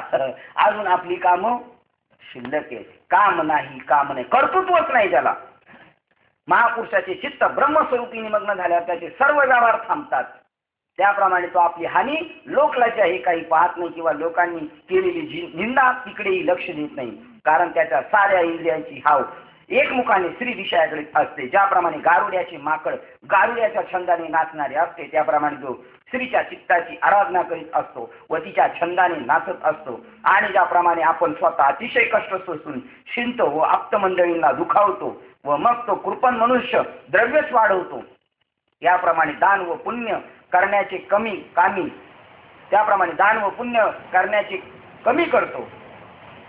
कमी करतो आणि आपल्या कुटुंबातील इतर मंडळींना फसवतो. परंतु आपल्या स्त्रीची खास भरतो, तिची विषय इच्छा तृप्त करण्यात मात्र उणेपणा होऊ देत नाही. 785 क्रमांकाची लिहून ठेवा. तेवढ्या करता ही नाही बरं का, ती माग बापाची सांगितलेली नाही तर तुम्हाला याच्यात काय तथ्य नाही. तेवढ्या करता कोणाला कसे फसवतं हे पहा. आपल्या आराध्य देवतेची साधारण वरवर कशी बशी पूजा करतो, गुरुला थापा देऊन थकवतो व आईबापांनी पैसे मागितले तर त्यास पैसे शिल्लक नाही म्हणून दैन्य आणतो. हे तर सगळं आपलेच चाललंय चरित्र. आपले भाऊ आई वडील गावावर झाले का आपण म्हणतो लय कडकी आई, लय कडकी आहे. एक तरी ओवी ही तर अनुभवाची आपली. पाहुणे रावळे आले का लय कडकी आहे आपल्याकडे, आहे का नाही. पण स्त्रीविषयी म्हटले की अनेक भोग साधने जी जी उत्तम वस्तू पाहिजे ती ती तिच्या उपभोगाकरता म्हणून आणून घेतो. याप्रमाणे प्रेमळ भक्ताने आपल्या इष्टदेवतेस भजावे त्याप्रमाणे जो स्त्रीची एकाग्र चित्ताने उपासना सेवा करतो, एवढ्या म्हणून खऱ्या उत्तम मौल्यवान वस्तू असतील तेवढ्या सर्वच्या सर्व स्त्रीलाच देतो आणि कुटुंबातील बाकीच्या माणसांना नुसत्या निर्वाहापुरत्या सुद्धा जिन्नसा देत नाही. हिला स्त्रीकडे कोणी वाकड्या नजरेने पाहिल किंवा हिच्या मनाविरुद्ध कोणी जाईल तर ज्याला विगांत अंतच होईल इतके वाईट वाटते. नाईटे होतील या भीतीने ज्याप्रमाणे देवाची शपथ मोडीत नाही किंवा नागाचे नवस फेरतात त्याप्रमाणे जो स्त्रीची थुकी झेलतो व तिचे मनोगताप्रमाणे वागतो. अर्जुना फार काय सांगावे, ज्याला सर्वस्वी काय ते एक स्त्री हीच एक असते व जो तिच्यापासून झालेल्या पुत्राधिकांवर विशेष प्रेम करतो. आणखी तिचे जेवढे आप्तसंबंधी चीज वस्तू असतील त्यास आपल्या जीवापेक्षा अधिक जवळचे समजतो. तो अज्ञानाचे मूळ आहे व त्याच्याकडून अज्ञानाला बळ असते हे बोलणे राहू दे. तो केवळ अज्ञानरूपीच होय. ज्याप्रमाणे खवळलेल्या समुद्रात घातलेली नौका लाटांच्या येण्या जाण्यामुळे हेलकावे खाते त्याप्रमाणे जो आवडती वस्तू प्राप्त झाली असता सुखामुळे गर्वाच्या शिखरावर चढतो व नावडती वस्तू मिळाली असता संकोच पाहून आपली आटोपतो. त्याप्रमाणे हे महाबुद्धिमंत अर्जुना, ज्याच्या चित्तात वस्तूच्या लाभापासून भल्या बुऱ्यापासून समविषमभाव वा चिंता उत्पन्न होते तो अज्ञानी होय. व्यभिचारणी भक्ती आणि कधी तो माझी भक्ती करतो पण मनात फलाची इच्छा धरतो. जसे धन मिळवण्याचा हेतू मनात ठेवून मनुष्य बाह्यकारी विरक्तीचे सोंग आणतो किंवा व्यभिचारणी स्त्री आपले जार कर्म चालवण्याकरता पतीचे पुढे पुढे करून त्याच्यावर खोटे प्रेम दाखवून त्याची मर्जी संपादन करते. त्याप्रमाणे हे कीर्ती जो माझी भक्ती करतो व त्या भजनाची पायरी म्हणजे साधन करून विषय प्राप्तीचे साध्य समजून विषयाकडे दृष्टी ठेवतो. 810 क्रमांकाची ओळ लिहिलेली. आता हे मोठमोठ्याचे चरित्र चालू झाले. आता आपलं संपलं पत्ता. आता आपण बिंदास आहे. आता कीर्तनकार बाबा, मृदुंगाचार्य, गायनाचार्य, भागवताचार्य, अजून कोणते आचार्य, रामायणाचार्य, आता यांचे सगळे पत्ते निघायला लागले. पाहता मठाधिपती. हे मठाधिपती मागे भिकारी होते म्हणून आता मठाधिपती झाले असं रामायणाचं दृष्टांत बरं का. माग भीक मागून खात होते त्यांना मठाधिपती केलं का, आता भीक मागून खाऊ नये म्हणून. तर त्यांनी काय केलं, लोकांच्या संपत्तीवर चरायला सुरुवात केली. गाड्या बदलायच्या वर्षाच्या वर्षाला. पैसा यांच्या बापाचा का, पैसा आपला. काय पडतंय सांगतात, पैसे आपले आणि मग कोणाच्या नाव, बाबाच्या नावाने. पैसा कोणाचा सगळा, लोकांच्या पैशावर मजा मारल्या. त्यांना मठाधिपती करतात. कारण आजचे जे मठाधिपती आहेत ते उद्या कोण होणार आहेत, कुत्रे होणार आहेत. रामायणामधला दृष्टांत आहे. कोणाला जर वाटला जड तर विचारा, मी तुम्हाला सांगेल बालकांडामध्ये कोणता प्रकार आहे, कोणत्या छंदामध्ये तो आलेला विषय. आत्ताचे जेवढे म्हणून आहेत जे असे विषयाचरण करतात, धर्माच्या संपत्तीवर ऐशोआराम करतात आणि देहाचं पोषण करतात, ते उद्या कोण होणार आहेत, कुत्रे होणार आहेत. का, त्यांनी आत्मविश्वास गमावलेला आहे. धर्माच्या नावावर यांनी विश्वास ठेवलेला होता. लोकांनी यांच्यावर विश्वास ठेवला आणि त्यांनी त्यांचा काय केला, विश्वास. आणि म्हणून त्यांना त्या कर्माबद्दल एक जन्म कुत्र्याचा आहे. कुत्र्यासारखा इमानदार प्राणी नाही. कारण माग काय केली त्यांनी, बेईमानदारी केलेली आहे ना, विश्वासघात केलेले, म्हणून आता कुत्र्यासारखा इमानदार प्राणी नाही, म्हणून त्याला तो एक जन्म आहे का. हे धर्मग्रंथामधलंय. एकही शब्द पदरचा नाही याची मात्र नोंद घ्या. आणि बिंदास दृष्टांत माहिती सगळ्यांना. आता मोठ्याल्यांचे निघाले ना सगळं. मोठ्याल्यांच्या आता मंत्र्यांच्या आता लय मोठमोठ्याले निघणार आहेत. ते काय सांगतात, जसे मंत्र्यांच्या याच्यावर जर का झडप घालतात ना कोणते इन्कम टॅक्स वाले, त्यांच्या संडासातून हजार रुपयाच्या नोटी निघतात. आणि आपल्याला संडासला जाताना मोबाईल व्यवस्थित घरात ठेवून जावा लागतो. असा उरफाट आहे आपलं बघा. तेवढंच गेलं तर परत लवकर कशाला घेतो आपण, हे काय आपला सरळ कार्यक्रम आहे, उरफाटा नाही. त्यांचाच उरफाटा कार्यक्रम बरोबर. पहा, याप्रमाणे ही कीर्ती माझी भक्ती करतो पहा, माझी भक्ती करतो. आता ही भक्तांची लिस्ट लागली बघा, किती थोड्यासाठी. नाथ महाराज म्हणतात, अरे वीट देऊन यांनी परीस घ्यावा, मिळवलेलं ज्ञान विकू नये माणसाने. ते आपलं वीट देऊन काय घ्यायचं आहे? परीस. आपल्याकडचं ज्ञान देऊन देव जोडावा माणसाने, पण नाही जोडत. बघा आता यांची लिस्ट चालू झाली. त्याप्रमाणे ही कीर्ती, जो माझी भक्ती करतो त्या भजनाची पायरी म्हणजे साधन करतो. भजनाचं काय केलं? साधन करून विषय प्राप्ती साध्य समजून विषयाकडे दृष्टी ठेवतो, आणि विषय प्राप्ती करता मला भजल्याबरोबर अपेक्षित विषय प्राप्ती झाली नाही तर तो माझी भजन भक्ती सोडून देतो. ईश्वर भक्ती वगैरे सर्व खोटे आहे अशी माझी टवाळी करतो. कुणबी जशी आपली शेती निरनिराळ्या पिके काढून राबवतो, तसा हा अज्ञानी दररोज नव्या नव्या देवाची स्थापना व भक्ती करतो, व पहिल्या देवाप्रमाणेच दुसऱ्याही देवाची परवड करतो. काय करतो? परवड करतो. त्याचे ठिकाणी विशेष थाटमाट आहेत असे पाहतो. ज्याच्या ठिकाणी विशेष थाटमाट आहे असे पाहतो, त्या गुरु संप्रदायावर श्रद्धा भक्ती ठेवतो. इथं माणसं चुकतात. लय बाबाची माणसं, बाबाचा मठाची काय करायचं तुला? बाबाचा मठ मोठा, बाबाची गाडी केवढी. तुला काय गाडी बाबा बसायला घेणार आहे का? कधी गाडी पुसायला सुद्धा ठेवणार नाही तुला. बाबाची गाडी मोठी, बाबाचं घोडं मोठं, त्याची काय घेणार तुला? काय म्हणतात कबीर बाबा याच्याबद्दल? जलो तेरा बडप्पन जैसा ऊंचा पेड़ खजूर, बैठने को छावने फल लगे वो भी दूर. नारळाच्या झाडाच्या खाली जर सावलीला बसलो तर सावली मिळत, आणि भूक लागली म्हणून म्हणला वर जाऊन नारळ घेऊन येतो. हा वर गेल्यावर परत खाली येईल म्हणून गॅरंटी नाही. नारळ बरोबर तसाच वर जाईल. असला मोठेपणा यांचा. काय पेटवायचं का तुकोबाराय म्हणतात? तुकोबारायचं प्रमाण सांगतो. तुका म्हणे ते भजनाचे प्रमाण काय थोरपण जाळावे ते पेटवायचं काय यांचा मोठेपणा आपल्या जर कामाचा नसेल तर. ज्याचा मोठा थाटमाट विशेष थाटमाट आहे असे पाहतो, त्या गुरु संप्रदायात श्रद्धा भक्ती ठेवतो, त्याचपासून गुरुमंत्र घेतो, इतरांपासून घेत नाही. मला गुरु बाबा करायचे असली बावलं ते अध्यक्ष संप्रदायाचे, आणि ते म्हणतात असे बाबा मला करायचे का त्यांच्याबरोबर बसताना मला लाज नाही वाटली पाहिजे, त्यांच्या खुर्चीबरोबर मला पण बसताना वाटलं पाहिजे. म्हणजे हा असा त्याच्यावर हा जर डबल हा भ्रष्टाचारीचा बाबा जाऊन तो माझ्यापेक्षा डबल भ्रष्टाचारी पाहिजे, म्हणजे त्याच्याबरोबर बसण्यात मला लाज वाटणार नाही. आम्ही दोघं सारखेच. संप्रदाय श्रद्धा ठेवतो, त्याचपासून गुरुमंत्र घेतो, इतरांचा घेत नाही. याचे यावत प्राणी मात्रा बरोबर निर्दयपणाने कठोरतेने वागणूक करतो. पाषाणाच्या मूर्तीवर विशेष प्रेम करतो. कोणत्या? पाषाणाच्या मूर्तीवर विशेष प्रेम करतो. तसेच ज्याच्या वागण्यात भक्तीला एकनिष्ठपणा असा मुळीच नसतो, माझी मूर्ती तयार करतो व तिची घराच्या एका कोपऱ्यात स्थापना करतो, आणि आपण मात्र इतर देवदेवतांच्या यात्रा करीत हिंडतो. तीर्थयात्रेला पैसे खिशात वळवळ करायला लागले का माणसाला मग सुचतं आता देवदेव करावं काहीतरी, मग निघतो काशी बनारस वगैरे. तोपर्यंत त्याला काय सुचत नाही. रोज माझी पूजा करणे अशक्य असता ती सोडून, रोज माझी पूजा करणं अवश्य असता ती सोडून कार्यप्राप्ती करता कुळदेवतेची पूजा करतो. एखादी विशेष पर्वणी आली असता तिसऱ्या देवतेची पूजा करतो. माझी घरात स्थापना केलेली असता दुसऱ्या देवाला नवस करतो, आणि इतर देवतांची व्रते करतो, व श्राद्ध काळी पितरांची पूजा करणारा पितृभक्त होतो. एकादशीच्या दिवशी जेवढ्या आदराने माझी भक्ती करतो तेवढ्याच आदराने नागपंचमीच्या दिवशी नागाला बसतो. गणेश चतुर्थीचा नेमका दिवस उगवल्यावर गणपतीचीच पूर्ण भक्ती करणारा भक्त होतो, व चतुर्दशीच्या दिवशी देवीचे पूजन करून हे अंबे दुर्गे मी तुझाच आहे अशी मनोभावाने प्रार्थना करतो. नित्य नैमित्तिक कर्मे अवश्य केली पाहिजे ती टाकून देतो, आणि मग नवरात्रात नवचंडीचा पाठ करणे, पाठ एके जागी बसून करतो.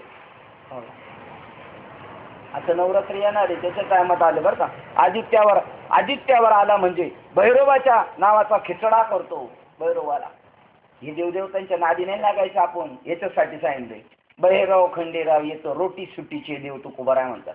एवढं सदीला का लागले ना आताला. आपुल्या पिढी इच्छे आणि कांती पिढी सेंदरी हेंदरी दैवते कोण पूजे ती भूते खेते. आपुल्या इच्छी आणि कांती पिढीची काय त्यांचा उपयोग आहे. नंतर भैरोबाच्या दिवशी नवचंडीला एके जागी बसून राहतो. आदित्यावर आला म्हणजे भैरोबाच्या नावाचा खिचडा करतो. रविवार आला म्हणजे, नंतर सोमवार आला म्हणजे बेल घेऊन शिवपिंडी वाहण्याकरता धावतो. व याप्रमाणे जो एकटा सर्व देवांची कशी बशी सेवा भक्ती करतो. कशी करतो काय उदाहरण दिले बघा. आता कशी बशी करतो. गावाच्या वेशीत पाय ठोकून बसलेली वेश्या ही ज्याप्रमाणे अखंड सौभाग्यवतीच राहते, त्याप्रमाणे जो क्षणभरही स्वस्थ बसत नाही, विषय प्राप्ती करता असतील त्या सर्व देवतांची अखंड पूजा भक्ती करतो. सगळ्या देवांना आमच्याकडे मान आहे, काय गरज आहे का? एकच धरला चित्ती आम्ही रुखमाईचा, अनेकांची स्तुती आम्हा ब्रह्मात्या एका पांडुरंगा वाचूया. बाकीच्यांचे काय घेणं देणं नाही, पण बाकीच्या देवांची सगळ्या देवांना स्थान देतो मनामध्ये, त्यांची पूजा करतो सोमवारपासून पुन्हा रविवारपर्यंत. त्या भक्ताला म्हणतात वेश्यासारखी भक्ती. तिचा नवरा कधीच मरत नाही वेश्येचा, तसं याचा देव कधी संपतच नाही. रोज एक दिवस उघडला का एक नवरा याचा झालाच. अनेकाचे काम आहे, एक गाव आम्ही विठोबाचे नाम, अनेकाचे काम नाही. आता दुसऱ्याची गरजच नाही आम्हाला. कीर्तनकार बाबाच्या घरीच गणपती. याप्रमाणे देवाची भक्ती करीत वाटेल, याप्रमाणे जो देवाची भक्ती करीत वाटेल तसा चोहूकडे धावत असल्याचे पाहशील, तो अज्ञानाचा मूर्तिमंत अवतार होईल असे समज. आणि उत्तम पवित्र एकांत स्थाने, तपोवने, तीर्थ व पवित्र नद्यांची तटे ही पाहून ज्याचे मन विटते, तोही केवळ अज्ञान रूपच होईल. भरपूर टाइम झाला आपला. ज्याला लोकसमूहात राहण्याचे सुख वाटते, पुष्कळ मंडळीत बसण्याचे व भल्याचे कौतुक वाटते, लौकिकातील गोष्टीचे वर्णन करण्याची हौस वाटते, तोही केवळ अज्ञानीच होईल. आता उद्यापासून त्या मोठमोठ्याची गभाडे निघणार आहे, ती थांबू. ती तर खरी मजेची गोष्ट आहे आपली. उद्या सगळ्या लोकांना घेऊन या, जास्त अजून एक घेऊन या, ज्यांना कळलं आपण कोणत्या बाबाच्या कासळ लागलेलो, जी काय कोणत्या बाबाला पकडायला पाहिजे, कोणत्याला सोडलं पाहिजे. उद्याच्या नंतरचे एक 10-15 ओळी आहेत, 64. आणि आता आपण थांबतोय 25ला, म्हणजे 25 ते 64 मोठमोठ्या बाबांची निघणारे सगळे मोठमोठ्यांची. काय करायला पाहिजे, नेमकं काय चुकले तेच मेन अधिष्ठानच चुकलेलं आहे. तर आपली काय हरकत होणार आहे, आपली तीच गती होणार आहे. त्याप्रमाणे आपल्याला उद्या त्या गोष्टीचा आपण विचार करूया. झालेली सेवा आणि उद्या रामायणाचं पण सांगू बरं का बाबा. उद्या याल ना तुम्ही आले तर उद्या सांग. ते म्हणतात मी काय येतो आणि जातो का, मी नसलो तरी आहे असं समजायचं. असो. आता 825 क्रमांकाच्या वेळेला आपण थांबूया. झालेली सेवा हृदयस्थ सद्गुरू सच्चिदानंद श्रीपाद बाबा रामदास बाबा अधिष्ठान परमात्मा श्री गणरायाच्या चरणावर, तुम्हा सर्वज्ञांच्या चरणावर सेवा समर्पित करून सेवेला आपण इथे पूर्ण विराम देऊया. पुंडलिक